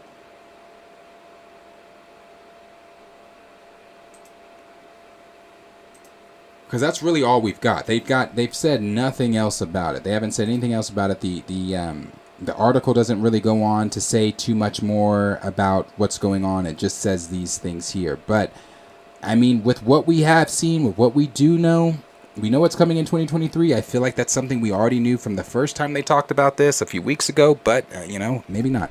That first look, the only thing that I can really say about that first look was that the animation is fucking dope. Other than that, it's still just anticipating it because we still have yet to see anything for an actual first look at what Invincible Season 2 is going to look like. But again, question is for you guys. Let me know down below in the comments what you thought of the teaser trailer of what Invincible Season 2 is. What did you get from that teaser trailer? I mean, other than the animation being absolutely dope, I don't know what one can get from that trailer. But, maybe you did get something from it. So let me know down below in the comments what you thought of that trailer. Let me see what you guys are saying here in the chat.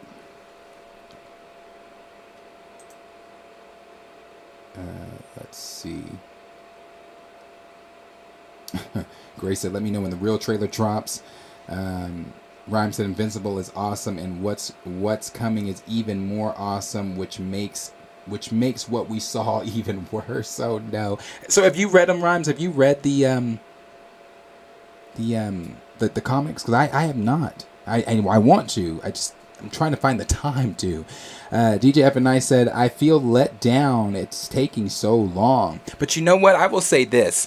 I don't mind how long it's taking, because that just lets me know that the time and care and effort is put into this, because I feel like they don't want to have a dud. You know what I'm saying? They don't want to come off of this acclaimed season 1, then we jump into season 2 and it's like, oh, well, that wasn't as good as season 1. I feel like they want us to come in. I feel like they're trying to pull a boys. They're trying to do like, damn, it just gets better and better and better with each season. And I'm hoping that that's what they can do. So I feel you, though. I do feel you. It is taking a damn long time. And I feel like that was more of just like I feel like they could have kept that, honestly. Like, they could have kept that. D Stizzle said Invincible has several comic volumes. Yeah, I've seen them all at the comic book store. Again, they're just fucking encyclopedias. So it's like I need to find the time. Gray said, if they want us to like how much better the animation is, show us an action sequence. Yeah, I thought that would have been cool to show the whole Immortal and Invincible thing. I thought that would have been dope too. Invincible stays getting his ass kicked, though, is something I've tended to notice with some panels I've seen from comics. So is that a common theme in his comics? Does he just stay getting his ass whooped? Because I feel like even in season 1, he was getting his ass whooped. I mean, granted, he had just came into his powers and things like that. And I love the show. I love Invincible. I think it's great. I'm just wondering. I'm just simply a curious fan. I'm asking as somebody that hasn't read, is this a common theme in the comics? Does he stay getting his ass whooped? I just want to know. Let's see. Xavier said maybe they need a refresher on what a trailer is. Rhymes said that wasn't even a good teaser. That was a social media. Yeah, it really was. That was like Keita said. She put the sleeping emoji. Like, yeah, like they could have kept that. Honestly, D Sizzle said, "This ain't a Game of Thrones production. It shouldn't take this long for a 2D animation show." That's true too. That is true too. Nathan said, "Simply a tease to remind people of the show when they're ready to roll out more. They will." And that, hey, that's what I said. It's one of those things, too, where it's like they're taking their time. I get it. I want it to be great. I just feel like that one, it was like, you could have kept it. Gray said, "The best news is that Season 3 has already been voice recorded." Oh, that's cool. Hopefully the animation is already being worked on.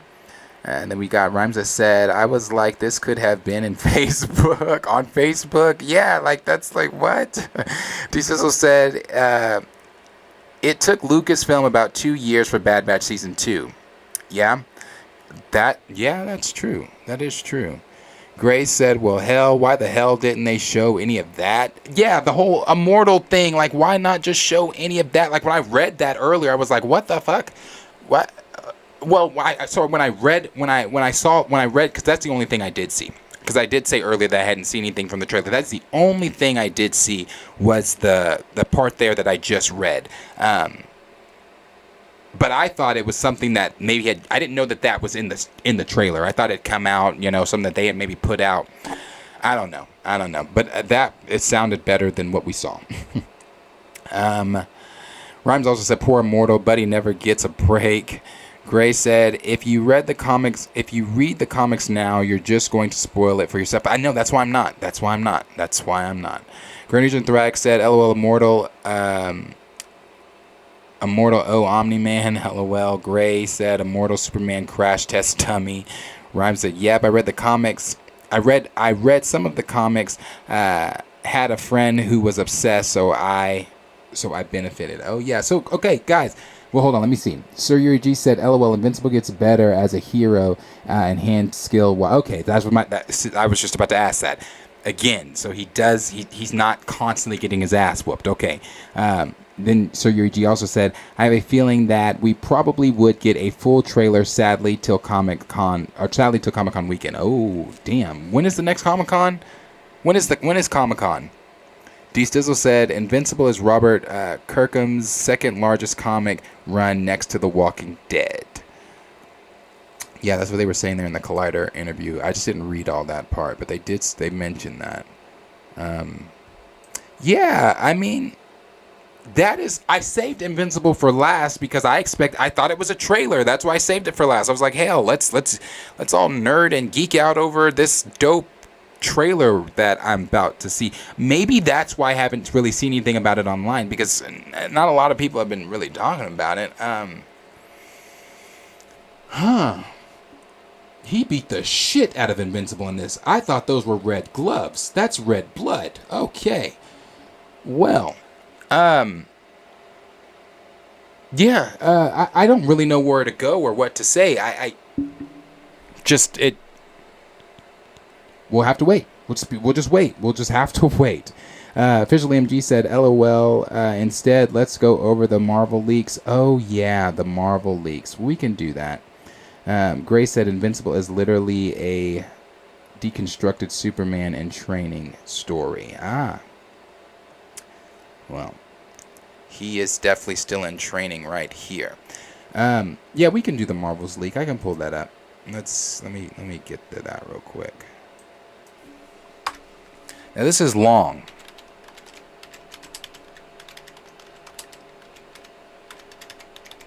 It is long.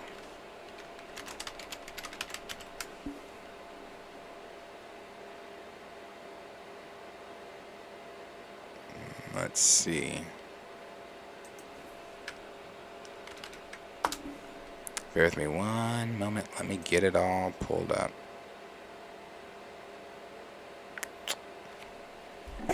Because I thought I bookmarked it, but let me find it really quick.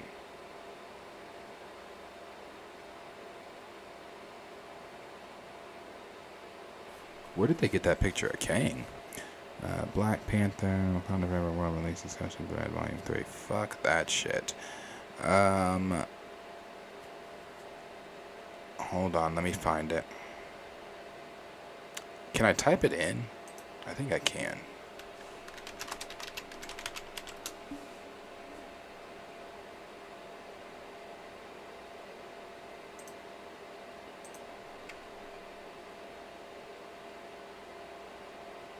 Okay, I think this is it.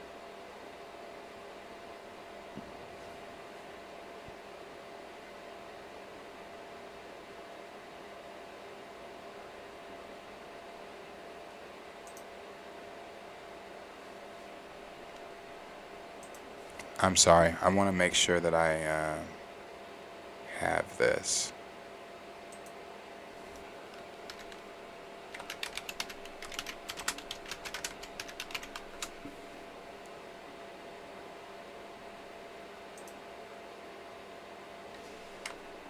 Bear with me. I'm sorry. Bear with me one moment.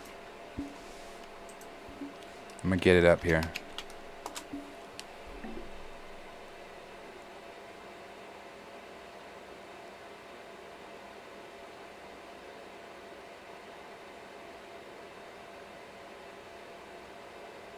Okay,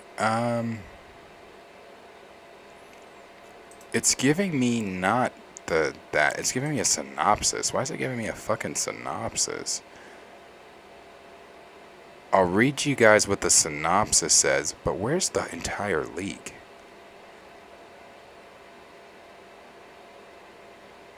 Okay, let me read you what the synopsis says. And it sucks, because this is not the entire leak. It says, Carol Danvers, a.k.a. Captain Marvel, has reclaimed her identity from the Kree tyrants and extracted her revenge on the Supreme Intelligence, but unexpected consequences lead Carol to shoulder the burden of a destabilized universe when her duties send her down an anomalous wormhole. Linked to a Kree revolutionary, her powers intertwine with those of her Jersey City superfan Kamala Khan, Ms. Marvel, and Carol's estranged niece, Captain Monica Rambeau. Together, this unlikely trio must come together and learn to work together to save the universe as the Marvels. That's literally the fucking synopsis. That sucks. That is not the plot leak. Okay, hold on. Did I bookmark that here? Hold on.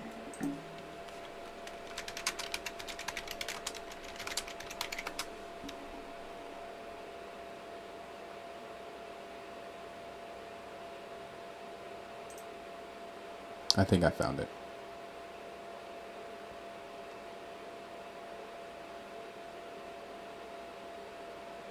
This is it. I found it. Okay, I found it. Alright, let's read this shit. It's long. Now, mind you, take all of this with a massive grain of salt, okay? Take it with a grain of salt. This is coming from, when I read this a while ago, it is older. It is now 5 months old when this plot was leaked. So things are obviously subject to change, etc., etc., etc. But let's go on and read what it says. So it starts off, and it says, before it starts, it says verified by the Marvel Studios subreddit team. And it goes and says, Zawi Ashton, if I'm saying her name correctly, character is named Dar-Benn. I didn't see any sexual tension, which, believe me, I was looking for it. Comments are made about how Carol is obsessed with Dar-Benn, but it's made clear that it's because Carol doesn't trust her. And it's also made very clear that Carol isn't wrong for mistrusting her. She's quite obviously the villain. Then it says Dar-Benn is the regular leader of the Kree, no side factions or anything like that. In flashback, she witnesses Carol attacking the Supreme Intelligence, and that's her villain origin story. The Kree refer to Carol as the Annihilator or something very similar, and she does not like the name. Then it goes on to say, Darbin has one bangle, Kamala has the other. No idea how she has it. She's using it to power a weapon, but she needs both bangles. There's a funny line where Darbin demands to know how Kamala got such an ancient and powerful artifact, and Kamala responds, "My grandma sent it to me in the mail. It wasn't explained in the rough cut that I saw, but almost immediately, Monica, Carol, and Kamala begin switching places every time they use their powers." Jesus. Monica is working on a space station towards the peak headquarters with Nick Fury. So we do know that Nick's going to show up here. It's kind of like in. So this is going to take place after WandaVision, when the Skrull had called Monica into the movie theater, and she said, "He needs you. He's waiting on you." And she said, "Where is he?" Obviously knowing he's talking about Nick Fury. She points up to the sky, indicating that Nick is where we saw him at the end of Spider-Man Far From Home in space. So that's going to be picking up there. And then it says, and Carol is trying to sneak into a Kree/Skrull peace summit because she doesn't trust Darbin, who is the leader of the Kree.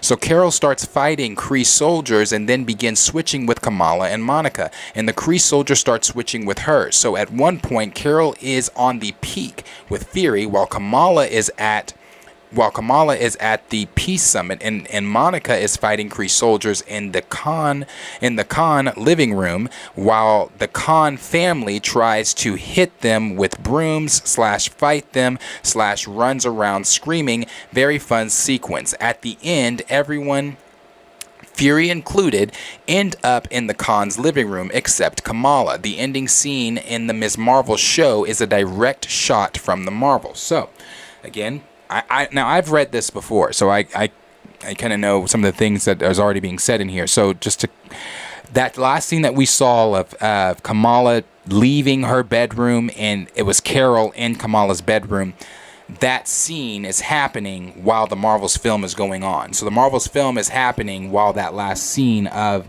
Ms. Marvel is going on. So we're going to see where Carol jumps into Kamala's room. That is what this scene is talking about. So that whole fight that's going on, that's why that's happening currently. Then it goes on and says, Carol leaves the house and tries to fly off, but they switch again, and suddenly Kamala is falling out of the sky, and Fury tells Monica she has to fly and save her. Monica resists, because she doesn't know how to control her flight yet. But Fury yells, "Come on, black girl magic." And Monica flies up to save Kamala. However, she loses control. I don't like that. She loses control on the way down. Everyone is screaming, and at the last second, Monica and Carol switch, and Carol is able to stop before they hit the ground. Fury screams as they are dropping, and at the last second, oh, it's just Carol. Then it says, anyway, Carol, Monica, and Kamala go off to investigate Darbin, sticking together because they can't control the switching every time they use their powers. It's really not explained, except for some allusion to how their powers are all similar or variations of each other. Then it goes on to say they discover that Darbin is using a new weapon to create unstable portals to steal the resources, water, air, sun of whole planets, and she sends the resources to the destroyer Hala to rebuild it. She's so far destroyed one planet at the beginning of the film for its atmosphere. She destroys the second at the Kree/Skrull peace talks. Then she goes after Aladina to steal their water. I'm assuming that's a planet. Then it goes on to say Carol has already been to that planet and is reluctant to go back. She is the princess, married to Prince Jan, in the accidental. I'm telling you guys, this is so I can't see the chat what y'all are saying right now because I'm reading this, but this is where it starts. Okay, is an accidental diplomatic mistake. Everyone on Aladon signs as a way of communicating. Carol sings as a way of communicating. So Bree sings. She has a lovely voice, but it's an awful sequence. I'm not going to jump to the... I don't want to see what y'all are saying yet. Not yet. Not yet. Not yet. Not yet. Not yet. I will when we get to this Monica stuff. They realize the planet is Darden's next target and go there to help fighting her. To protect the planet and stop her rampage. The girls bond well before this. Before this is a montage on Carol's ship on the way to Aladana. And that the bond that they're talking about, and I only know this because of the leaked trailer from D23. Now this trailer I haven't seen this trailer since D23. I'm sure it might be out there. But you do see a bonding scene in that trailer, and it's them like playing like rock, paper, scissors or something, and then they all start laughing, or I don't know. It's that I'm assuming that's the bonding part that they're talking about. So on one of the bonding parts that they're talking about. But then it goes to say Monica helps Carol get used to working with Kamala. Carol yelled at Kamala in an earlier scene because Kamala froze up in a pivotal moment. Monica reminds Carol that Kamala isn't a soldier. Monica and Carol also have conversations about how Carol left and never came back. All three kind of work through their issues. It's later revealed that Carol did indeed come back and visit Maria more than once.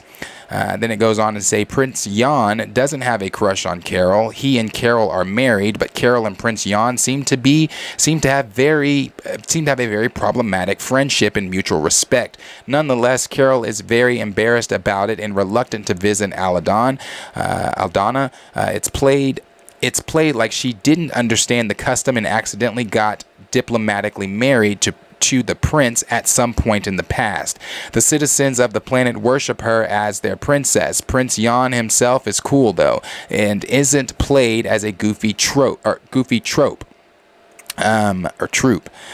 Then it says, but it is a whole awkward sequence that goes on for entirely too long. Monica is weirded out by the whole situation. Kamala is excited. Monica asks if Kamala is going to put this in her Captain Marvel fan fiction, and Kamala says yes. Anyway, Carol realizes that she's going after every planet Carol has ever called home. In an act of revenge, Earth is the last part of the plan. Of course it is. Earth is always in the plan. Meanwhile, Fury takes the Khan family up to the space station to keep them protected so he can monitor the situation from there. A side plot on the space station with Fury, some techs find weird eggs inside all the space station's machinery. They are all really worried about some sort of alien attack. The eggs hatch, and it's revealed that they are newborn Flurkin cats or kittens. Chaos ensues on the space station. Later, the space station is damaged by Dar-Benn when she attacks Earth. In the climax, there are not enough escape pods to get everyone off the station before it crashes. Fury comes up with the idea of feeding everyone on the station to the Flurkin kittens, then putting all the kittens on an escape pod and getting to Earth safely that way. It's amusing / bizarre, and the whole film has this really weird tonal clash between a standard Marvel movie and something goofier like Guardians. Monica and Carol go to Hala, and it is raining for the first time on Hala, and the surviving Kree are celebrating because Dar-Benn brought atmosphere and water back to them. Carol realizes that the Annihilator is accurate from their perspective. Then she said she destroyed this planet and survivors are struggling, and she's a great villain in their eyes, and she has a moral reckoning. Stopping Dar-Benn means destroying Hala all over again. Monica gives a little bit of pep talk that basically amounts to, we can't save everyone, we have to let Hala be destroyed again. Carol reaffirms her desire to stop Dar-Benn. In addition to Dar-Benn destroying the planet, her creation of portals makes the universe unstable and increasing the likelihood of an incursion. And as you guys all know, The Marvels is supposed to be the first film that we see a live action incursion from something else that we know that is supposed to be visually stunning. It's supposed to be visually amazing. One of the most visually stunning things, a part of the Marvel Cinematic Universe and a part of this film. That's just the rumor that we've heard. An incursion happens in the climax. It's supposed to happen in the middle of the film. Carol fights, or toward the end of the film, Carol fights Dar-Benn while Monica and Kamala try to fix the incursion. Monica ends up flying through this tear in the universe and fixes it on the other side and ends up stuck in another universe. And that is where the plot stops. So let me jump to the chat. See what y'all over here saying. So y'all tell me. I read this a while ago, and I've been meaning to read it with you guys for a while. Now, some people might be asking, well, Darius, I really didn't hear much about Monica, and you were saying that Monica seems like she's nerfed. That's my point. You don't hear much about Monica, other than her giving fucking pep talks, and then getting trapped in a different universe at the end of the film. That's it. That's it. I mean, I'm sure we're going to see Monica do shit, but it seems like she's giving more pep talks. She's the middle. Seems like she's going to be, it's a whole, she's working her shit out with Carol, helping Carol work her shit out with Kamala, telling Carol that, we can't save everyone, but it seems like she's more of the pep talker in this and everything like that. But, again, I'll see what y'all are saying. Pookie Wood said, Marvel's presents Charlie's Angels. Grand Region Thrag said, oh, it took me down. Sorry, let me go back up. Grand Region Thrag said, I can sense the mid. Oh, yeah, bro. Oh, yeah. Officially MG said, the Singing Planet is comic accurate, but I just need to see how it's executed. Yeah. But like they said here in the leak, because that you are right about that. You are damn right about that. But like they said here in the leak about the whole, she has a great singing voice. They also said it's very awkward or very goofy. What'd they say? Let me see. I'm trying to find that.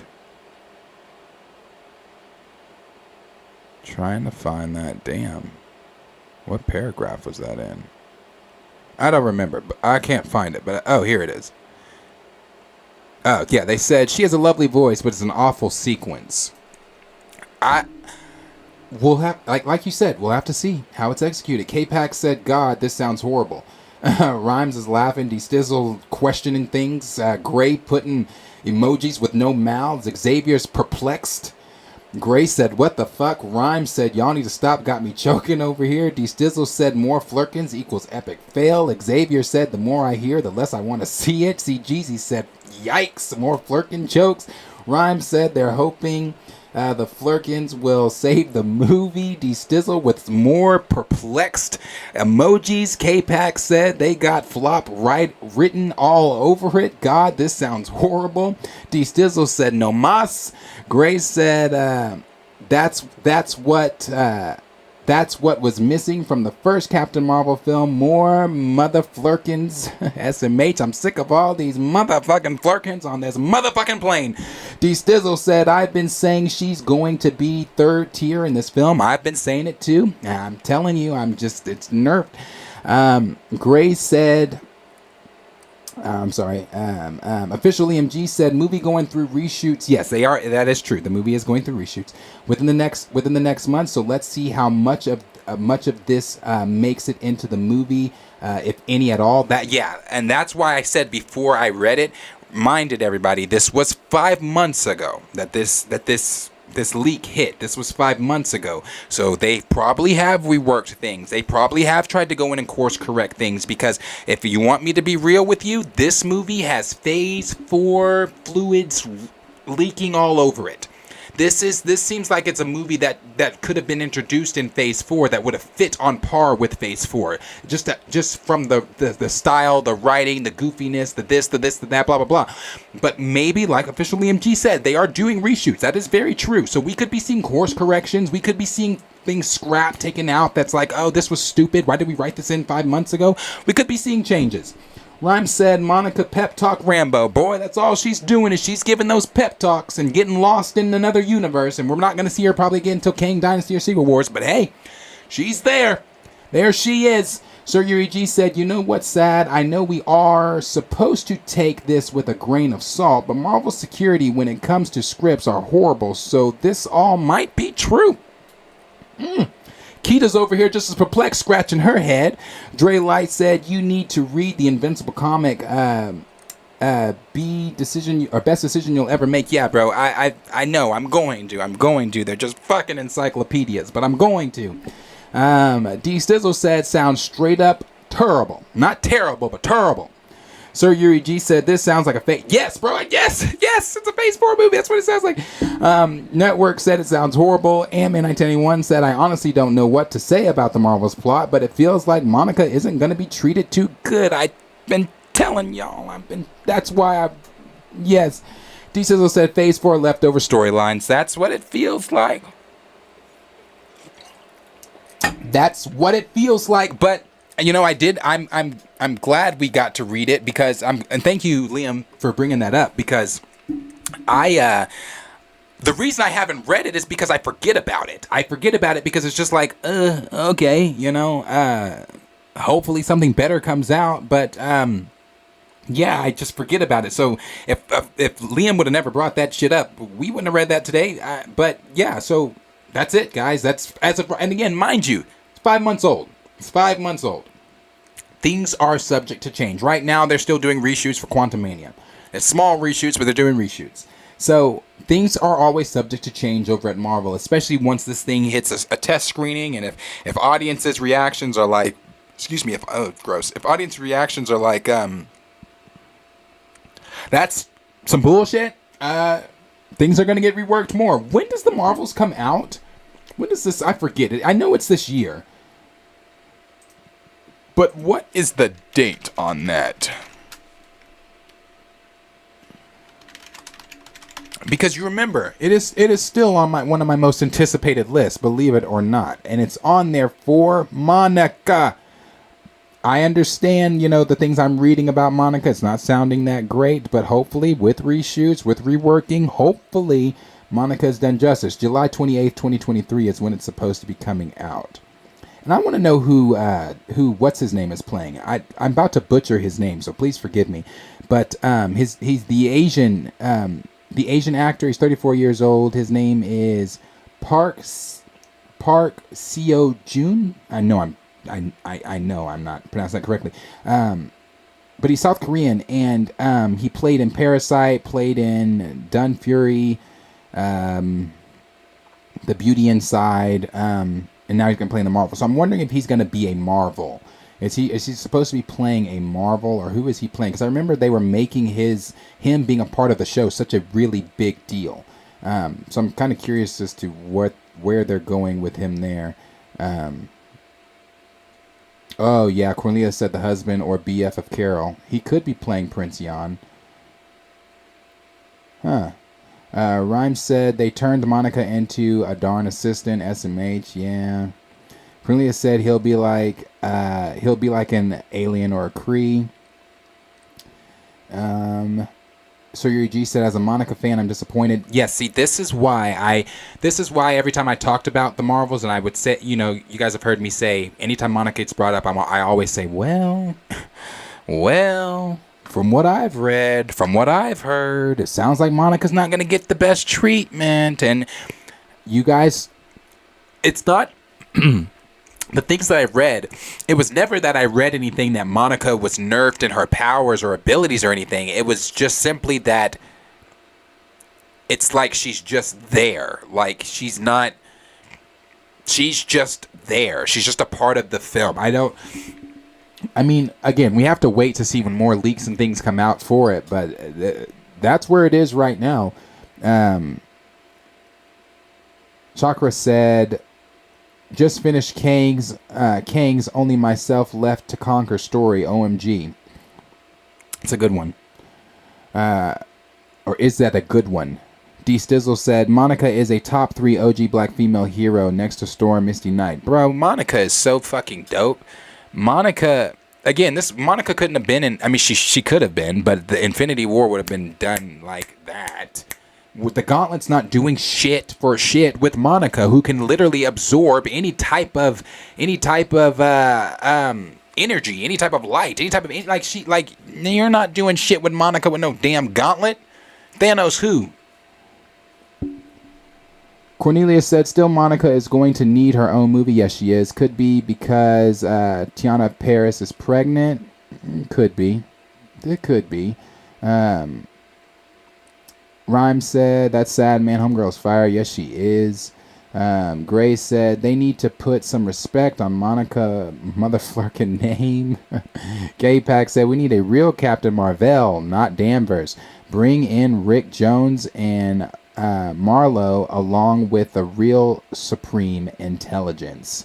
D Stizzle said, I know a lot of y'all love WandaVision, but I hated how Monica got her power. Oh, I did too. I didn't like it. That is something I can say. I did. I mean, I also didn't like the Ralph Boner thing either, but yeah. Rhymes also said, they're treating her like a placeholder, a step.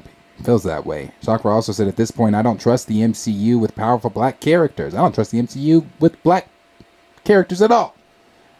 Official EMG said he might play Marvel Boy or Prince Yan from the plot leak. Yeah. D Sizzle said she definitely should have had her own film/show over Kamala Khan. Yeah, that would have been dope to see a Photon Spectrum Monica Rambeau show. You know, it would have been dope to see. I'm just hoping that, you know, at the end there it says that she gets trapped, which means she's gonna get separated from Carol and Kamala, and she's gonna get trapped in a different universe. So my only question after that is, when do we see her again? And I'm thinking it's just not going to be until Kang Dynasty or Secret Wars, just because, I mean, she's currently trapped in another universe, you know?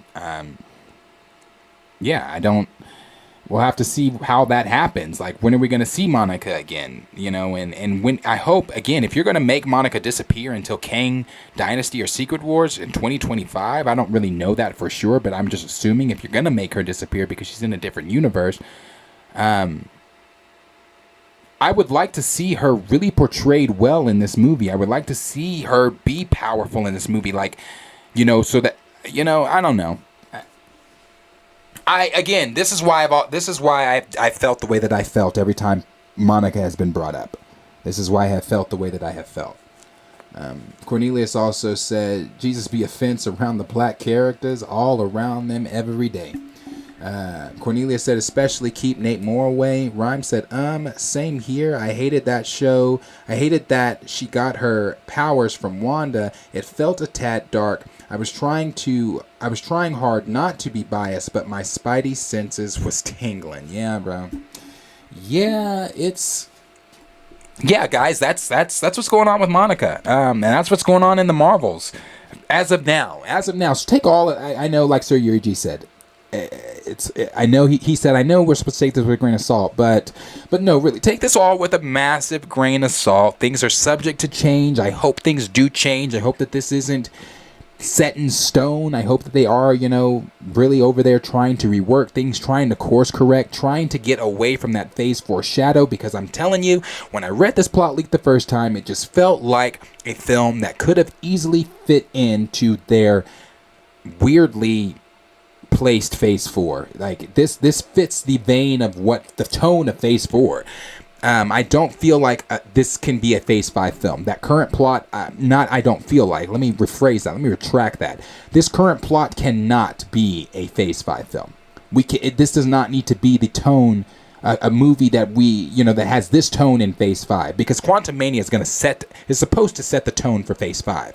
Quantumania is supposed to be that thing that catapults us into everything going on, that kind of clears things up as to where we're going, what's going on with the current Phase 5 of the MCU and things like that. And I think after Quantumania, to have a film come out in July, Quantumania in February, have a film come out in July, like the Marvels, with that plot leak would then be counterproductive to what you're trying to do with making Quantumania your opening of Phase 5. Just me. I don't know. But yeah, I'm not... We'll see. We'll see. We'll see. We'll see.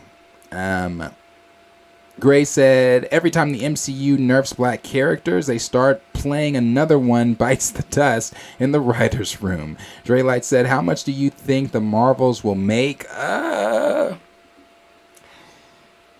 going to say this. Marvel Phase 5 movies, box office, all hinges on Quantumania. What the Marvels does is going to hinge off Quantumania. Some people might be thinking, how? How does that correlate? How does that connect? Here's why. I think, my theory, just my own thoughts. You may think differently.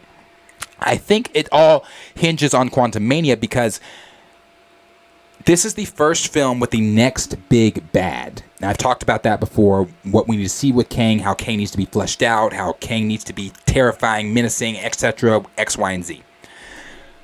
But also, with this being the first film of your Phase 5, ending the lackluster Phase 4, it being the film that catapults us into what is going on within Kang's multiverse and everything like that, I feel like if they don't hit this, if they don't nail this, they're going to lose more viewers. More, even hardcore viewers. They're probably going to even lose some hardcore viewers if it doesn't hit because people are going to be exhaustedly tired. So if that is true, and I'm sorry, that was an oxymoron, but if that is true, and that does happen, then I don't see the Marvel's box office being great. I don't see it being great if that does happen. Chakra said, no, the MCU didn't make Monica get her powers via Wanda. Please say it ain't so. I would hate to say it ain't so, but it is so. D-Sizzle said, massive grain of salt. Massive grain of sea salt. Rhyme said, Hawaiian salt. Cornelius said, does this plot of Monica being trapped in another universe make you believe that the show and movies are happening in different universes? Ah, man, that is such a theory that is going on. I've heard that many times from other people. I don't think that these things are happening in other universes. I think that this is all still central to the one universe. At least I would think that it is. I hope that it is, at least. I think Monica getting trapped in another universe is just adding more to that multiversal saga, that there are starting to introduce other universes and see other universes, because the only other universe we've seen in all of Phase 4's multiversal saga was 838, and the minute and 29 seconds that we spent with Chavez and Strange flying through different universes. So I hope not. I don't think so. At least I don't think so. But I do know that is a theory out there by many. Chakra also said, I'm guessing no Blue Marvel. We don't know. We don't know. And if there was, we don't know. We don't know. That will have to still wait. It's rumored that Blue Marvel is in it, but that will have to wait. And see, maybe, I don't know. Because see, I was just about to try to play on what Cornelius was saying. And this is not what I'm wanting. I'm MCUing. So this ain't me. I'm acting in MCUing. I'm acting as if I'm the MCU. Maybe Blue Marvel is the one that finds Monica in whatever universe she's in. Maybe Blue Marvel shows up in a post-credit scene. We see Monica trapped in that universe, and Blue Marvel comes up to her and's like dude from Holes. I can fix that. I don't know. I don't know. But, you know, the rumor is he's still coming. Cornelius, Official EMG said, it'll make between 800 mil, $1 bill. Captain Marvel, thank you for the super chat, Reggie Foster. Captain Marvel made a bill, but I agree. It depends on how Ant-Man sets up Phase 5, but it'll make over 700 mil. Cornelius said, it is tough, it has to be. Or it is, though, it has to be. Right. It might be. It might be. It might be. Reggie said, what's up with the Patreon so we can Cam show love, sir? Yes, the Patreon is going to come, well, the members only streams are going to start hopefully in at the beginning of February is when we're going to try to be pushing that out. Like I said, producer Henry and I have been hard at work over here behind the scenes on making a lot of that happen. And I'm looking forward to the member stream. So the Patreon member streams and all that, it's coming. It is coming. It's coming. It's coming. Cornelia said, and Monica came back with him, comes back with him probably. Or no. Oh, see, yeah, Cornelia. Oh, so Cornelia, I didn't even read you. I didn't know that you said the same thing, Cornelius. He said the same thing I just said. Blue Marvel is in another universe, and Monica comes back with him probably. Yeah, that's what I was saying. I'm MCUing at this point. We could see in a post-credit scene where Blue Marvel shows up and he's just like, he finds Monica in that universe. K-Pac said if Monica is trapped at the end of this garbage. She should meet Blue Marvel, who was also trapped. That can explain why he's been missing in the MCU and they escaped together. Yeah? D-Sizzle said, Nate knows exactly what he'd do with Blue Marvel. Nerf, nerf, nerf. Dan the Man said so. Denzel as Blue Marvel and John as his son. Easy 3 Billy right there. Ant-Man 991 said, even if they introduce Blue Marvel in the MCU, they're going to nerf him because he's a powerful black character. Nate Moore going to want to do Blue Marvel his own way. Mikey said, they need more queer characters like a multiverse of queer planets, queer superheroes, queer villains, and queer pets. Representation matters. Reggie Foster said, missed the Planet of the Apes stream, who would actually like a sequel to Mark Wahlberg's version. Yeah, so would I. I liked Mark Wahlberg's. I know other people weren't too keen on Mark Wahlberg's, but I liked Mark Wahlberg's Planet of the Apes film. D-Sizzle said, members only streams, member only jackets, members only Darius, Black Panther Wakanda Forever rants. Yeah, I'm telling you. So the members only streams, this is how they're going to work. Like, when I have plot leaks, I'm going to share certain plot leaks with the regular live stream, certain things. But the juicier stuff I'm saving for the members only streams. There are going to be times where I definitely share like the juicy stuff out and on the big live streams. But the real meat and potatoes of everything we're going to get into on the members only streams. We're going to have fun in those members only streams for sure. We're going to have a lot of fun in those. CGG said, not everyone who paid for CM wants to see the sequel. True. Cornelia said, let's see how Sentry is powered, then we'll get a gauge of Blue Marvel's MCU power level. Yeah, maybe so. And the reason I say maybe is because we still have to remember. Well, no, I won't even say that. Maybe so. Dan the Man said, Transformers Earthspark is on Swatch series for free. Tried to tell you don't waste your time with the Invincible teaser. You did. You definitely did. But yeah. So yeah, guys, that's it. That's what's going on. But yeah, I can hang out for maybe excuse me.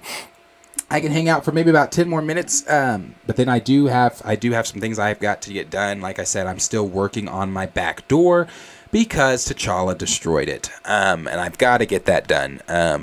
I absolutely have to get that done. So I did a few things to it the other night that I didn't stream. And now I got to go back here and start working on it again. So I got about 10 more minutes to hang out. If you guys have anything you guys want to say in the chat, questions, comments, whatever. We got 10 more minutes about hang out here with you guys. But like I said, if anybody would like me to, we can do that. We can do that if you guys like. So I have this Ultimate Marvel Studios quiz book. And it is Marvel Studios. It's just movies. It's the movies. It's a quiz. It's quiz questions in regards to different movies. So I can ask you guys some of these questions. And you know what the prize is? The prize, whoever wins, you send me your information. I'll send you T'Challa. I will send you my dog, T'Challa. If you would like to have T'Challa, he is up for... No, I'm joking. He's definitely not up for grabs. But the motherfucker is close, bro. He's close. I love my dog. I love T'Challa. I love him so much, but my God, he's not Capone. My God, he is not Capone. Like, T'Challa's 3. And I thought, okay, when we were going through the terrible 2 stage, like, he'll get over it. No. It's like the 3s are worse. It's like I don't know how much I can yell at him, lock him in his crate, Like, I'm just like, T'Challa, you are so fucking destructive. He, like, our third night in this house, motherfucker chewed a hole in the wall. Like, and I'm not talking like a hole in the wall, like a little nibble. Nah, this motherfucker chewed to, like, the plastic stuffing. He's bad. Like, capital B-A-D, needs his ass whooped bad. So the prize, it might be T'Challa for you, whoever wins. You might get T'Challa. But no, that's my baby, bro. That he's still a baby. That's why he acts like that. But it's sometimes I'm just like, T'Challa, bro, what is going on? But I love him. I do love him. He just... But, you know, Capone did think... When Capone was that age, Capone was fucking bad, too. Capone's 8. That's the difference. There's a huge age difference between the two of them. Capone is 8. T'Challa's 3. Honestly, T'Challa was a wild hare. I got up my ass. Like, I went looking for puppies for one day after work. Bro, this was so random. I was just sitting at work, and toward the end of work, I was like, you know what? I want a new puppy. And I went and got T'Challa. Like, I went and paid for T'Challa. It was nothing prompted it. It was just... So I brought him home. Capone, you know, was curious and sniffing him and blah, blah, blah. And then Capone turned into protecting him, and they have a great relationship. It's just... T'Challa. T'Challa. You know what? I have videos on my Snapchat of crazy, wild shit that this motherfucker does. And I will export those to my camera roll so that I can... He's a pit. They're both pits. I will export those to my camera roll so I can share those with you guys in the next stream so you guys can see how bad, and I mean bad, T'Challa is, man. How bad this boy is. And here's the funny thing too about T'Challa. He will not... And I mean, when I say he will not go to anyone but me, like, unless you're in the house. Like, if you're in the house, then, of course, he'll come to you. But, like, so they got out of my back gate one day, and they were around the corner. Like, they were a couple blocks down. And Capone, this is, like, during the summer. Capone was in these folks' garage, bruh, like, hanging out with them, because Capone's just friendly like that. He was... hanging out with them and drinking water because it was hot outside, so they gave him a bowl of water.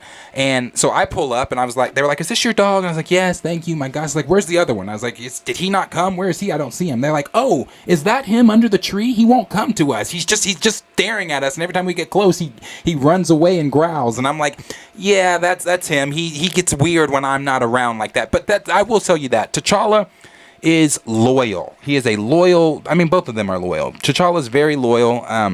If I step to the right, he steps to the right. If I take 3 steps back, he does the same. Like that. And then meanwhile, he'll do some destructive ass shit in the process. But that's my baby. But let's do Black Panther. We'll start with Black Panther because that's just what I turn to. So we'll do Black Panther here. So again, this is the movies. This is just the movies. It's just the movies. Actually, let's do Ragnarok since it's right here. So you guys just go ahead and feel free, and again, we'll do this for about like maybe 10 minutes here. Feel free to put in the answer if you know it. So Thor Ragnarok.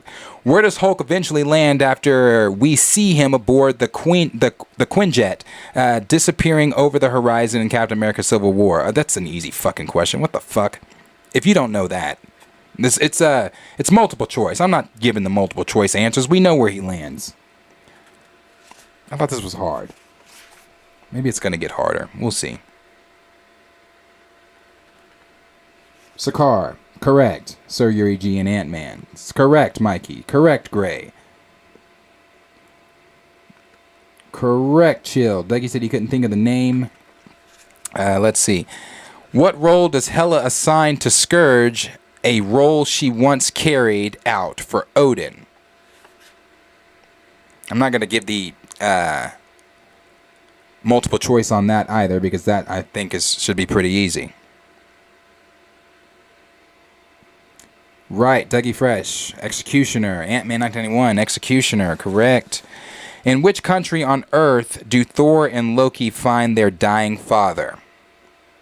Which country on Earth do Thor and Loki find their dying father? Doom, doom, doom, doom, doom, doom, doom. Norway is correct, Dougie Fresh. Ant-Man 1981, another one. Norway, correct. See, Jeezy also got that. Norway. No, you were right, Dougie. It's Norway. Let's see.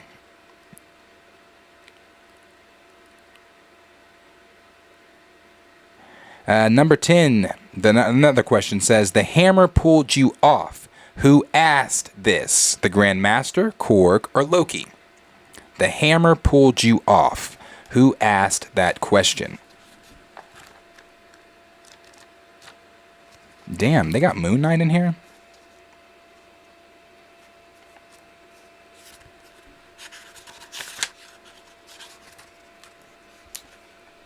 Correct. Chill with it first with Korg. Ant-Man 1981 got it. Korg, that's right. Let's see. By what name is Thor announced by the Grand Master in the Sakaar Arena? That's pretty fucking easy, too. Do we have any answers for that one?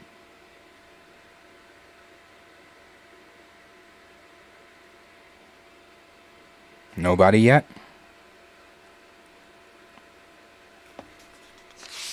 No one? No one knows that one? Black Panther should be next. It is. No one knows that one? Lord of Thunder. Lord of Thunder is what he introduced, what the Grand Master introduced him as. No, it was Lord of... Not Sparky Hands, not Odinson. It was Lord of Thunder. So the options here were Prince of Asgard, Strongest Avenger, or Lord of Thunder. Yes, Lord of Thunder.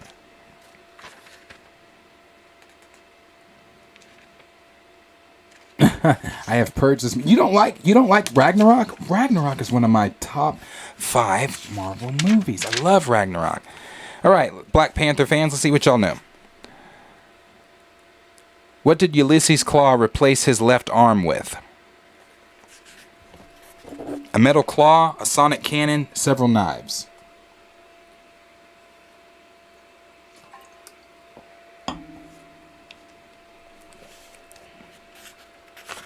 What did Claw replace his left arm with? Ant-Man 1991, Sir Yuri G, Xavier, Grand Regent Thrag, Chill, C. Jeezy. All correct. All correct. A sonic cannon. A man who has not prepared his child for his own death has failed as a father. Who says this? T'Challa, Queen Ramonda, King T'Chaka.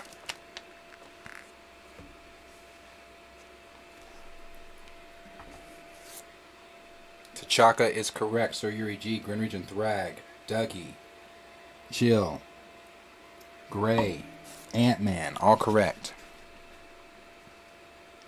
Let's see.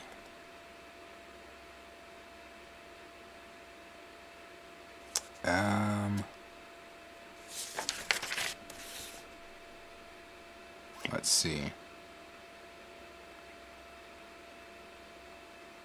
You're a good man with a good heart, and it's hard for a good man to be king. Who says this to T'Challa? Ramonda, Zuri, T'Chaka.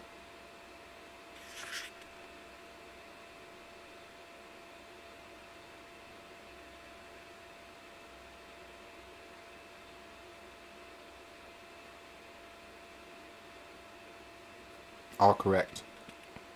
All of you, Ant-Man, Gray, Network, CGZ, Grand Regent, Sir Yuri G, and Chill Spot, correct. It is T'Chaka. Let's see. No, that's easy. That's easy. That's easy. That's easy. How was... that's easy, too. But I'll ask it. How was vibranium brought to Wakanda?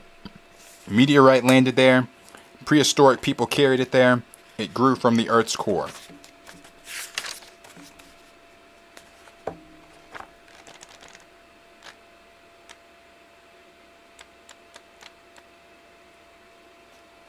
Yeah, it's fucking easy. That's easy. Everybody should know that shit. Let's go to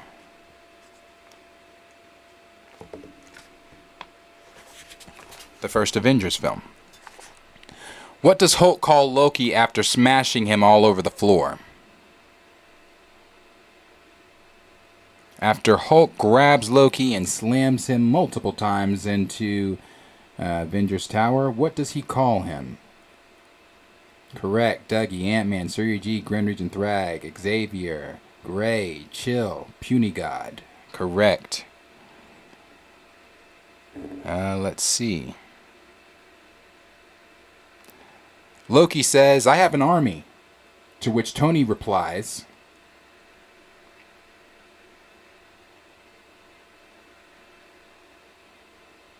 Loki says, I have an army.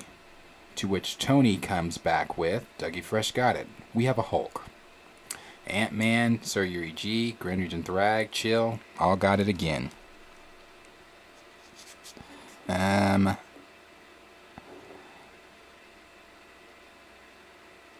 Let's see.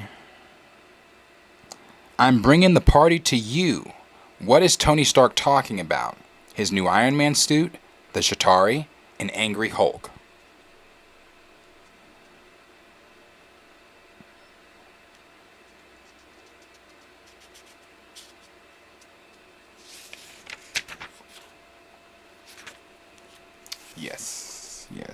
Yes, the Chitauri. Correct.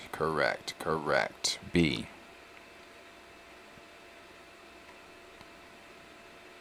Let's see.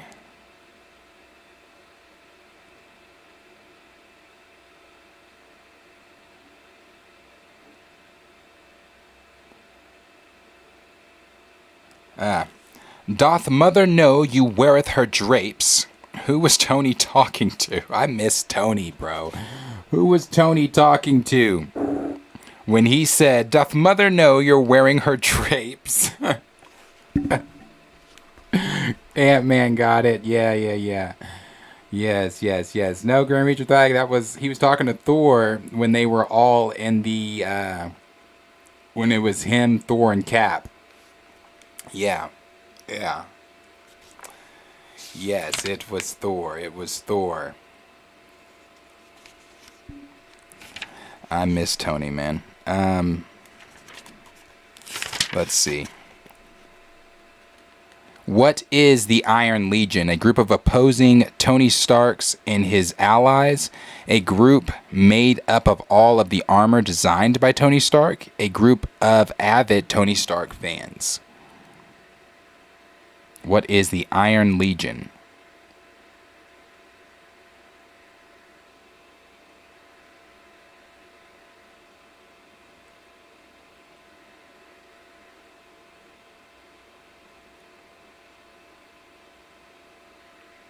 B is correct. A group made up of all of the armor designed by Tony Stark.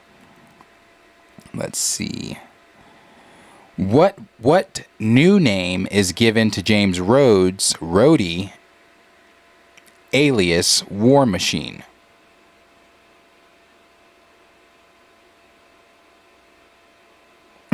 Grunt Breach Pack said I'm high. Oh, I'm going to be there later. I'll meet you up there a little later. Iron Patriot is correct.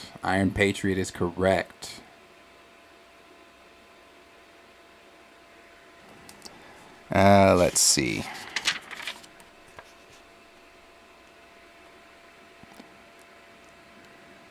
Where did Tony celebrate New Year's Eve 1999? Now that one might be a little tougher. See, when they're tough like that, because see, I don't even remember that one. I have the answer here, but I don't even remember that one. Yeah, no, this book is dope. You can get this on Amazon. It's $12. This book was $12. You can get this book for $12 on Amazon. It's called The Ultimate Marvel Studios Quiz Book. Over 1,000 questions to test your superhero knowledge. But if you want one that's hard, like one that's harder, hold on.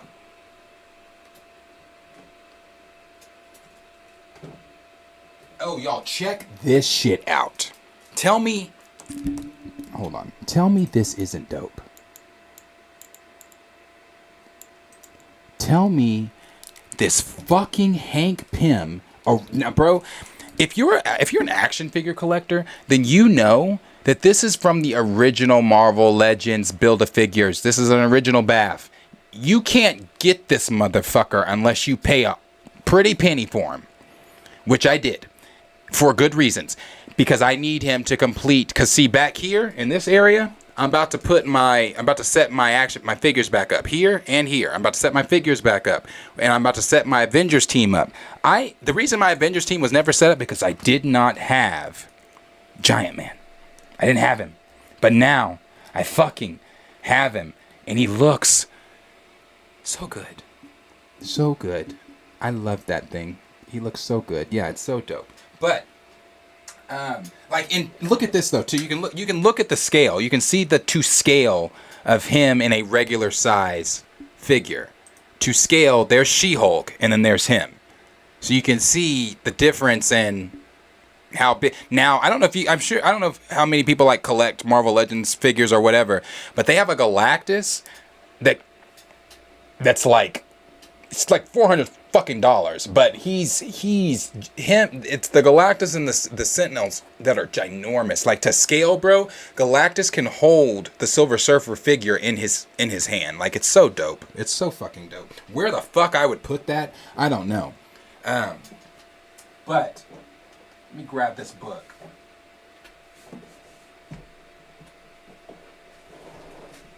So, you want some hard shit? You want a hard book? This shit is hard. This shit is hard. It's called Obsessed with Marvel, and it is not an easy book. Yeah, thank you, Sir Yuji. Yeah, he's solid for sure. I love it. D-Sizzle, yeah, that Galactus is ridiculously huge.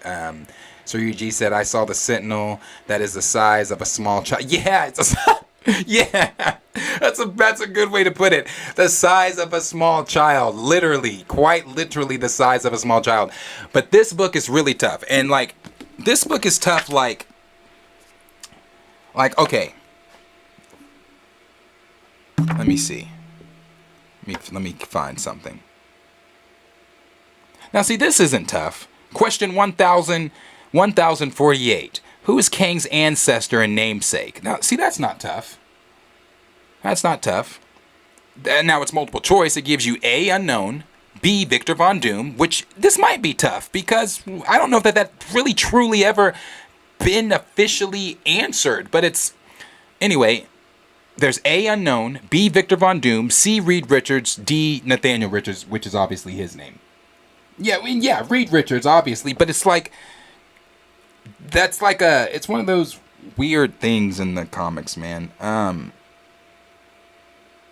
Let's see. Who was Tony Stark's longtime girlfriend?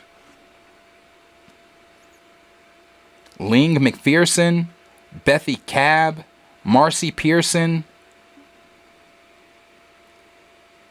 Clymestra Aaron? Urine?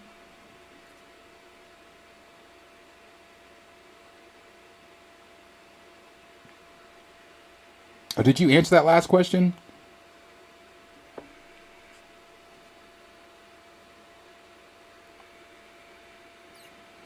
Does anybody know the answer to that one? You see, Ant-Man said, I only know Pepper Potts. So Yuri G said, run through the names again. It is Bethany Cabb, Marcy Pearson, Ling McPherson, or Clytemnestra Irwin? I don't know who the fuck that one is.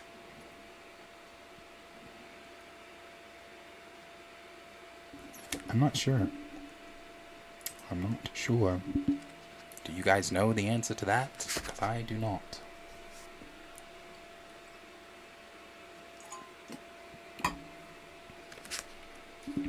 Let's see. So Yuri just said he believes it's B. Well, I would love to give you the answer. Unfortunately, this book doesn't give you the fucking answer. So You're just left to speculating unless you absolutely know the answer. Chill Spots, I don't know her Mariah Carey voice. You could even do the Kiki Palmer. I've never seen that man in my life. Let's see. Stevie! Yo, appreciate you popping in. Who is the high evolutionary? A human geneticist who later achieved godlike power, a member of the celestial first host, an elder of the universe, the Inhuman's head geneticist.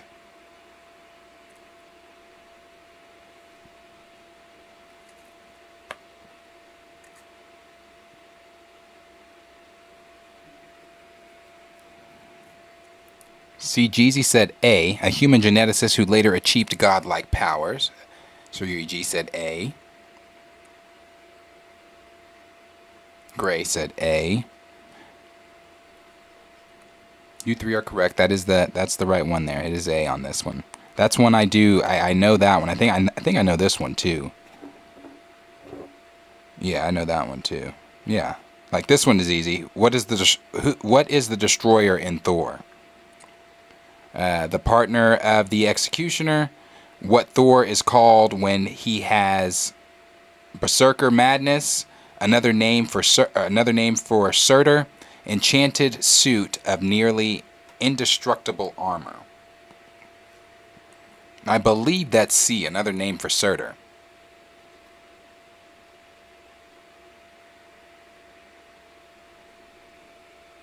Oh, is it Odin's armor?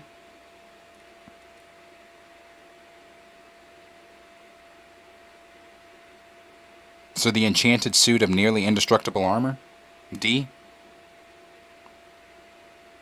Well, shit on me. Let's see. Okay, so this one, like I said, this is another one that you guys can get if you want to purchase it too. It's Obsessed with Marvel, and it's got 2,500 questions in it. Now, this one is the exact same. It is a Star Wars one. Now, this one, I know this shit. This is easy shit. Like, I know this better than fucking American history. This is in the Phantom Menace era. It says, who said, you were right about one thing, Master. The negotiations were short. If you're a Star Wars fan, Ant-Man 991, so I'm going to fail the Star Wars quiz. I'll read that again. In the Phantom Menace, who said, you were right about one thing, Master. The negotiations were short. Gray got it. Obi-Wan was the one that said that. D. Stizzle said Star Wars doesn't have nearly as many characters as Marvel. No, it doesn't. But the questions in here are not all character-driven questions. Who owned Anakin Skywalker before Watto bought him? And that could be, is it Gardula the Hutt? Is it Lars Kleegs? Is it Lana? Or is it Saboba? I know the answer to that one. There you go, D-Sizzle. I think D-Stizzle...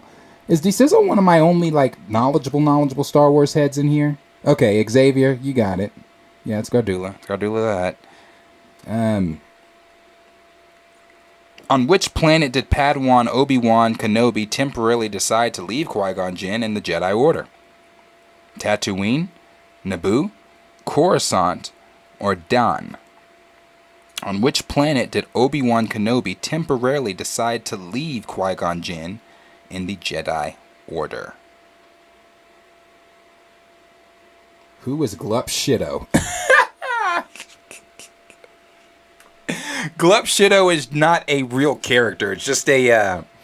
It's a term that you can use for a Star Wars character, but it's not a real Star Wars character. That's so funny because there's a whole fucking Glup Shido video. That shit is funny.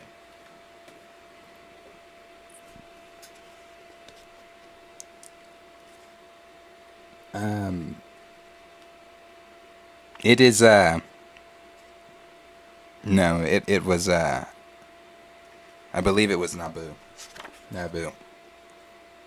It wasn't, I don't believe it was Coruscant. Because Coruscant is A. Gray said D, and that's Tatooine. Yeah, it was either Naboo or Tatooine. It was one of those fucking depressing planets. What did Darth Sidious call... Actually, hold on. Where is... Let's... Wait. Alright, here's a good one. Who was Anakin Skywalker's father? Midro Skywalker, Tamil Skywalker, Orkin Skywalker, or Anakin didn't have a father? Who is Annie's daddy?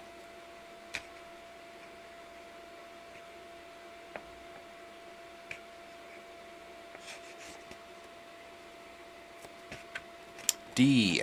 D is correct. Annie did not have a father. You know, deep Star Wars heads will like to tell you that he might. Could be Palps. You know, there's that whole thing out there that it could be Palps, or that he was created through the Force, or Palpatine manipulated, or Plagueis manipulated the Force to be able to create, or manipulated the midichlorians to create Anakin, and all that kind of stuff. But, you know. But no, he does not have a father. Who rescued the orphan Depa Billaba and brought her to the Jedi Temple? So who was Master? Who was the Jedi that brought Depa Billaba to the Jedi Temple? Was it Yaddle, Ki-Adi-Mundi, Mace Windu, or Yoda?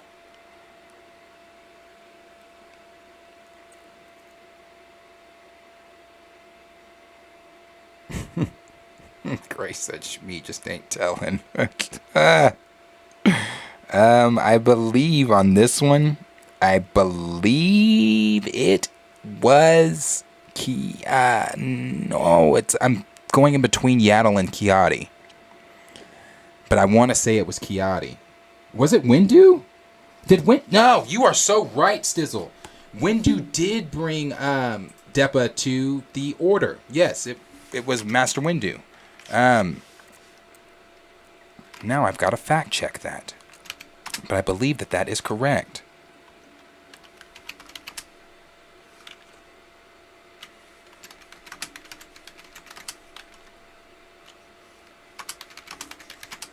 No, I have to know. I have to know for sure. You're fucking correct. Mace Windu. She was rescued by Mace Windu, a member of the Jedi Order, and he brought her into the Order. Billaba became Windu's... That's right, she was fucking Padawan to Windu. But you know what? I'm so glad Depa Billaba doesn't act shit like Windu. I'm so glad she doesn't act shit like Windu. She definitely was not... She learned from Windu, but she didn't take on Windu's persona, which is good on her. Let's get out of Phantom Menace. Let's get to Attack of the Clones. Who is Kit Fisto's Padawan? Well, none of them that I'm familiar with. Because the only Padawan that I know of Kit Fisto's is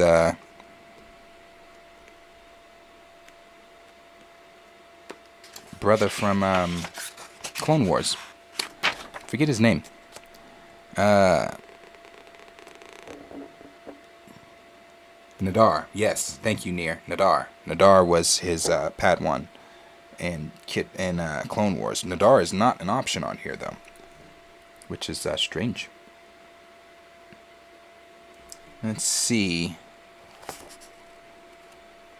Why'd they do that picture of Anakin?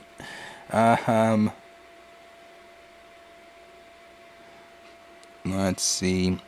Who screamed, "Hey, no droids," at R2-D2 as R2 was collecting food for Anakin and Padawan aboard the Coruscant freighter en route to Naboo? C-3PO, no. C-O, bro, I don't even know that one. Damn. Now, if you know that shit, you know your Star Wars. What the fuck? COO-BBKM or COO-2180 or C-3PX. What the fuck? Who the knows that? And if you know that, I'm giving you flowers because that's some knowledge. That's some knowledge. Who refers to Anakin as the Maker? Gray said another droid, right? Another droid. Who refers to Anakin as the Maker?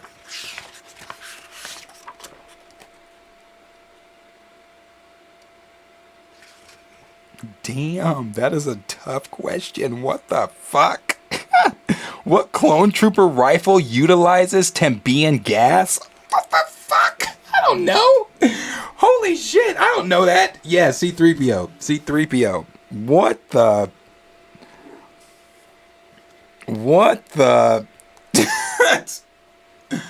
That's a tough one. What? Like, bro, okay. This is another question, like, who knows that? How fast could Count Dooku's speeder bike go at top speed? Like, who's discussing any of those questions? 692 kilometers per hour? 643? 634 or 690? The fuck? Who knows that? Who the fuck knows that? Okay. This is just asking a lot of questions about ships at this point that, it's like, How did Queen Amidala get free of her shackles in the execution arena on Geonosis? She picked the lock. The Alkali cut them. The Jedi cut them. A laser blast cut through them.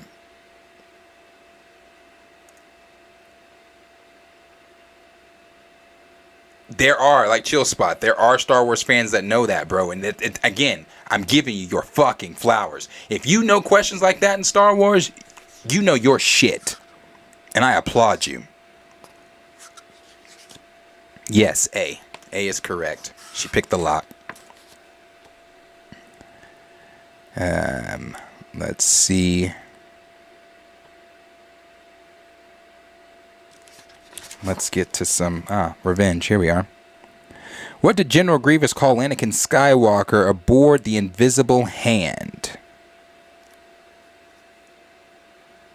Jedi slime, Jedi fool, Jedi scum, foul Jedi. I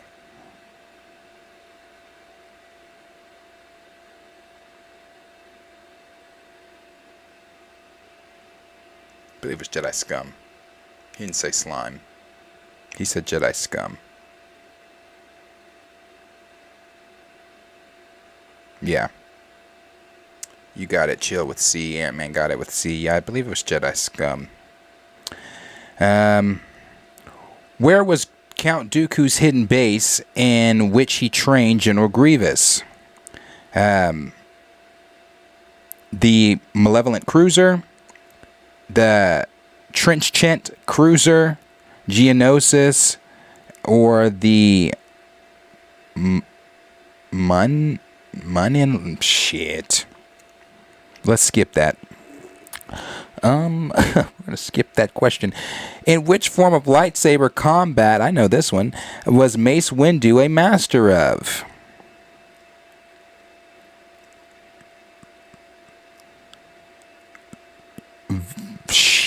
I know the answer to this one. I can only pronounce the answer. I can't pronounce these others. Yeah, that's old EU lore for sure. I thought Grievous was trained the same place. Oh no, they asked where to Count Dooku trained Grievous, not where Palp trained his apprentices. Because I was gonna say I thought he was trained the same place that Dooku was, but no, he wouldn't have been. How many daughters did Ki-Adi-Mundi have? Because I think he had 7 wives. He had like 7 wives. 6, 7, 10, or 4. I don't know the answer to that. I know he had 7 wives, though. He was the only Jedi that was allowed to have that many wives because it's accustomed to his religion. Who was Darth Sidious master of? Darth Tyrannus, Darth Plagueis, Darth Bane, or Darth Mordris? Look at you, Gray and Ant-Man. Y'all fucking got it. You got that answer, because that answer is correct. Y'all got that answer for sure. That is the right answer. Yes, Xavier got Tyrannus. Nier said, damn, Kiadi a Mormon. Yes, Darth Tyrannus. That's funny. Who adopted Padme's daughter Leia? The Organas, Captain Antilles, Owen and Beru, or Gideon Danu?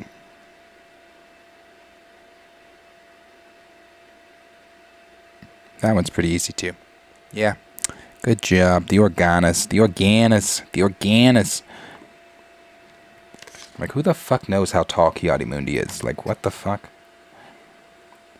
I'm trying to... Because there's a picture of Asajj here, so I'm looking for an Asajj question.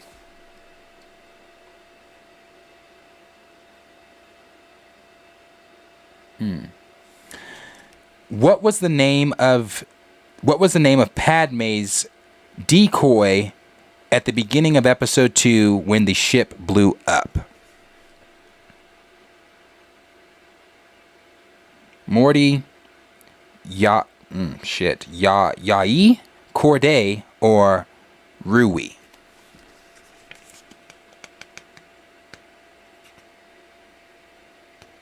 Do you guys know that one? I know that one. Do you guys know that one?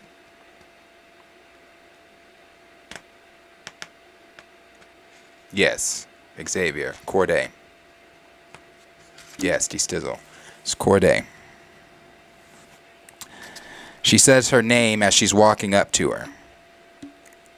After she blows up, or after the ship gets blown up, Padme runs over to her, and the first thing she says is Corday. And then she says, I'm sorry. I failed you, Senator. Which Jedi was not killed by Chancellor Palpatine? Kolar, Ethkoth, Kit Fisto, or Mace Windu?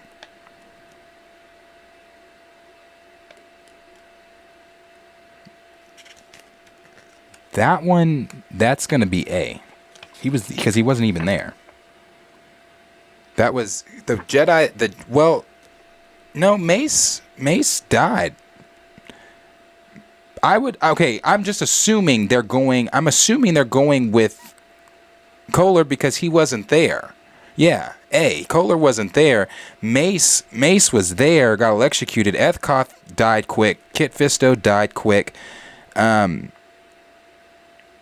Because the other so it was the Jedi that came to confront Sidious. It was Syces, Ethkoth, Kit Fisto, Mace Windu.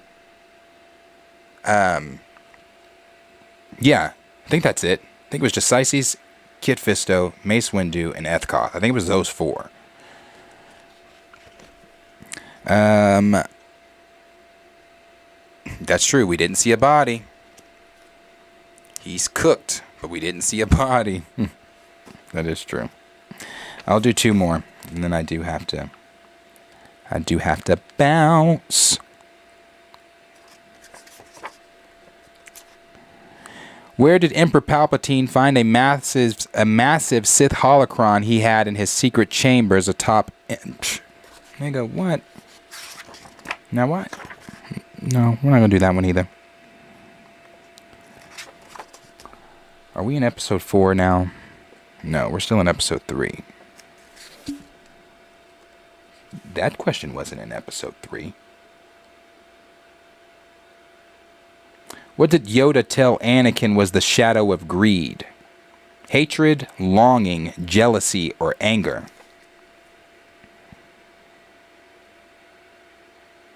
Fear leads to hate. Hate leads to suffering. The shadow of greed, that is. Jealousy. Then he says the shadow. I think it... is it jealousy? I think it is jealousy. When he says jealousy, the shadow... Is it jealousy?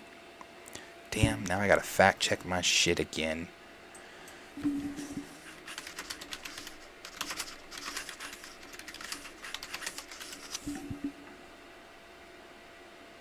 Yes, jealousy. Good job.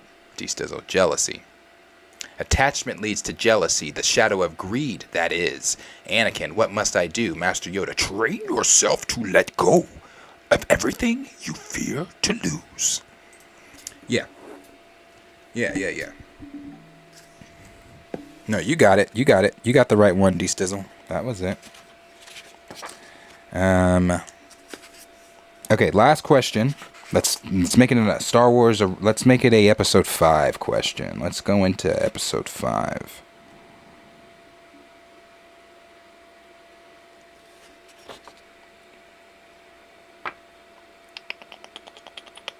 Give me a Vader question.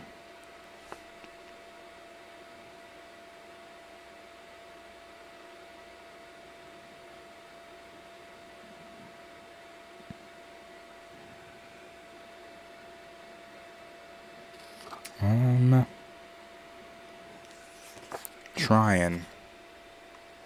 Yeah, I'm looking for a Vader question. A good one. A good Vader question.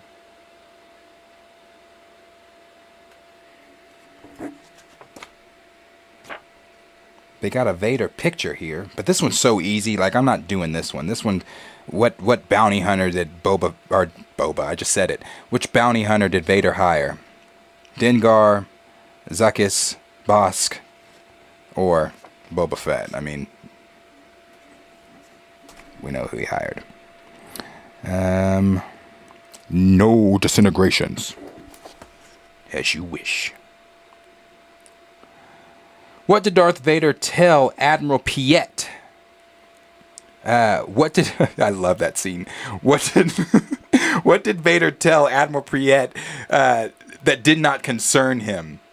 Uncharted settlements, Admiral Ozell, a clear transmission, or asteroids? Yeah, way too easy, Stizzle. Yeah, that was way too easy. But this one was easy too, but because I love it, and yes, it's D. I love asteroids. I love that scene. I love Vader's interaction with the Imperials in Episode 5, because he's like, "Asteroids do not concern me, Admiral," or when he choked dude, or no, when he choked dude out, and he said, "You have failed me for the last time." You know, he didn't kill Piet, did he? He never killed. I think Piet was the only one that survived, right? Because Piet was the skinnier admiral. I don't think he killed Piet. I think Piet was the one that survived. Like, he was one that Vader didn't kill.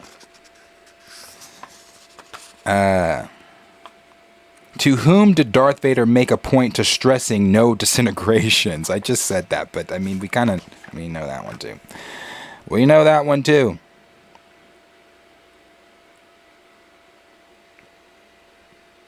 Yeah, I thought so. He did survive. Yeah. Yeah, it was Boba there. Tank said the Empire made a rank just for Vader to force choke and kill. That is so true. Thank you for being here. That is so true. What did Yoda... No, that's so easy. What? What did Yoda levitate out of the water? Like, what the fuck? They put his landing pod, a dragon snake, R2, or Luke's X-Wing. Trying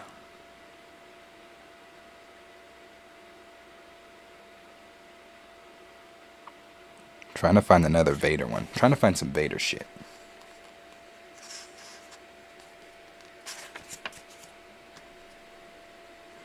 To whom did Darth Vader need to make contact when...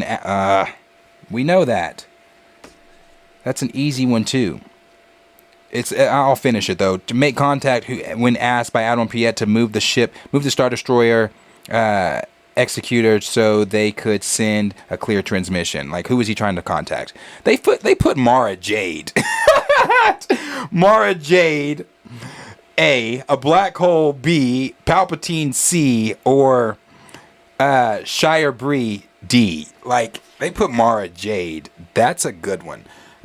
Gray said, does Darth Vader have force choke a fish? Yeah, Vader's always choking fools out, bro. Like when he told Krennic, be careful not to choke on your aspirations, director. How did Darth Vader accept Captain Nita's apology? Captain Nita. Okay, yes, equals fire for sure. I mix Captain Nita up with Piet sometimes.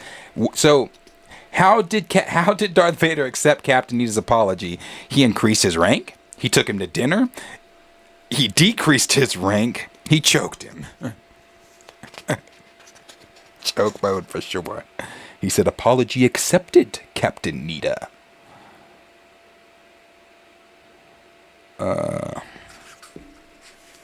Yeah, force choke for sure.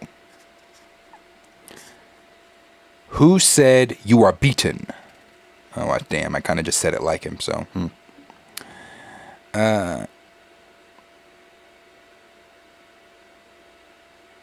Who called Han a scruffy-looking nerf herder?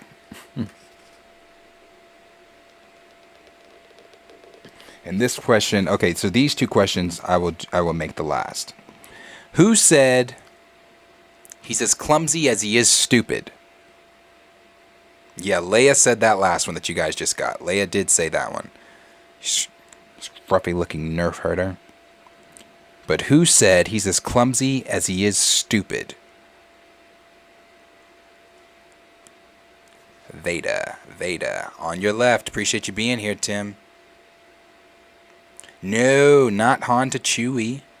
That was Vader to, Vader was I don't remember who Vader was talking to. I think he was talking to, I think he might have been talking to Piet because he said, because Piet told him, he felt surprised. Yeah, it was Piet. Piet came into Piet came into Vader's room, and Vader, he said, what is it, General? He wasn't Admiral at that point. He said, what is it? Whatever. Then he says, something about surprising them, and then he said he felt surprise would be the better tactic. That's when Vader said he's as clumsy as he is stupid. Yeah. He was talking about Captain Nita. Who taught Lando Calrissian how to fly in a spaceship? Han? No. Hold on.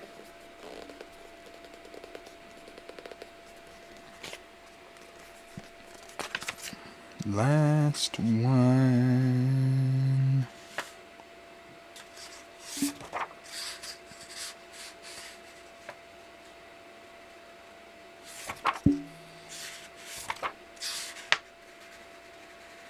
Last one. I'm sorry. I hate when it's silent. I hate the dead silence on streams. Silence on streams suck.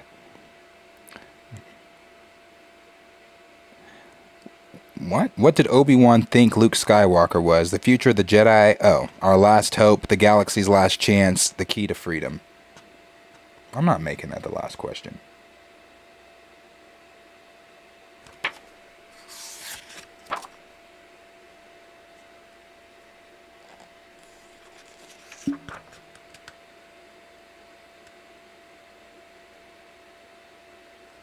Yeah, I'm not making that the last question.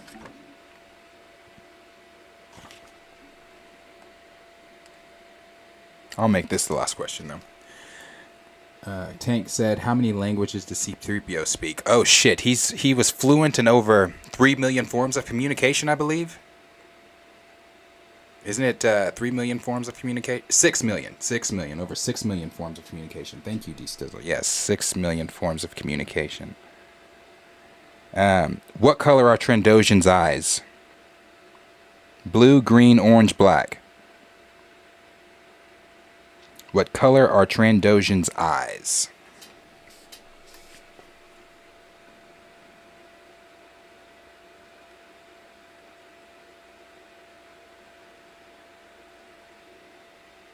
I want to say, without typing this in, they're black.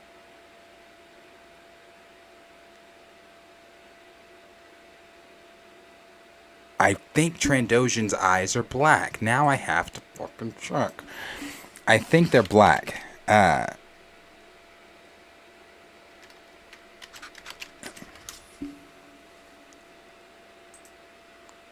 I have to see. Let's see.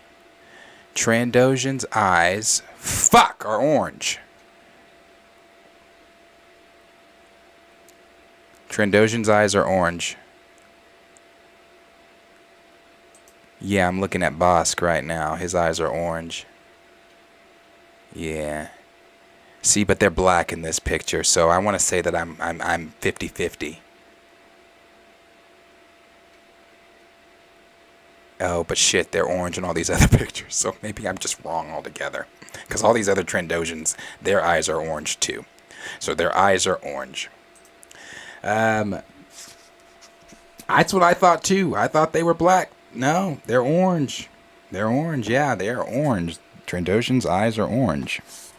Did not think that. Okay, yeah, that's it, guys. Because I could keep going, but I gotta fix this door. I have to fix this door. Because if I don't fix this door, it's gonna get ugly between me and my landlord. So I have to fix this door. Yeah. Yeah. We'll do more of these better times. Does Plagueis have a nose? He does not.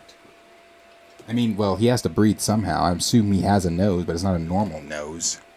Not a normal nose. Yeah, so appreciate you guys being here, hanging out. You know, topics were kind of light today, but and I'm sorry that I didn't have more. I expected that Invincible trailer to pop, and it just didn't. Dan the Man did try to warn me, and I didn't listen, so I apologize. Dan the Man, you tried to warn me, and it just wasn't what I thought it was going to be. I expected it to pop, and it was going to be the focal point of the stream. I didn't come prepared. I'm sorry. I thought that shit was going to pop, and it just didn't. But I'm glad, Sir Yuri G, that thank you. Said good fun stream tonight, like always. Thank you guys for hanging out and being here and, you know, hanging out with me on this Friday evening. So I'll be back. I'll be back on Monday. Thank you, official MG. Thank you, Liam. But I'll be back on Monday to hang out with you guys, and then we'll have some more topics. Hopefully next week we get to talk some DC slate shit. Hopefully, I'm assuming next week what is next week? Next week is what? Yeah, bro. Next week. This coming week, we should have some DC news on what the future of the DC, this 8 to 10 year plan on, or what it's going to somewhat look like. We should next week. So hopefully we can talk about that next week. Talk about some other things next week too, because I'm definitely ready to see what's going on with the DC stuff. I'm pretty excited to see what they're going to do.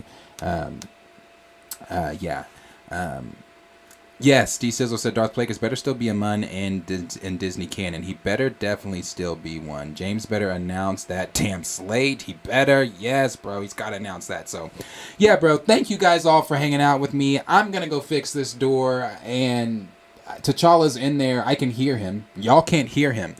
He's doing something right as we speak. He's being fucking destructive as we speak. So I'm going to go and stop his destructive ass. I hope you all have a great night. I hope you all have a great weekend. I hope you all stay safe. And I hope to see you all back here on Monday. Again, thank you. Thank you. Like, subscribe, share this video with your friends. And like I always say, much love. I'm always humbled. And I will see you guys in the next video. Take care. Peace out. Much love to all of you. Enjoy your weekend.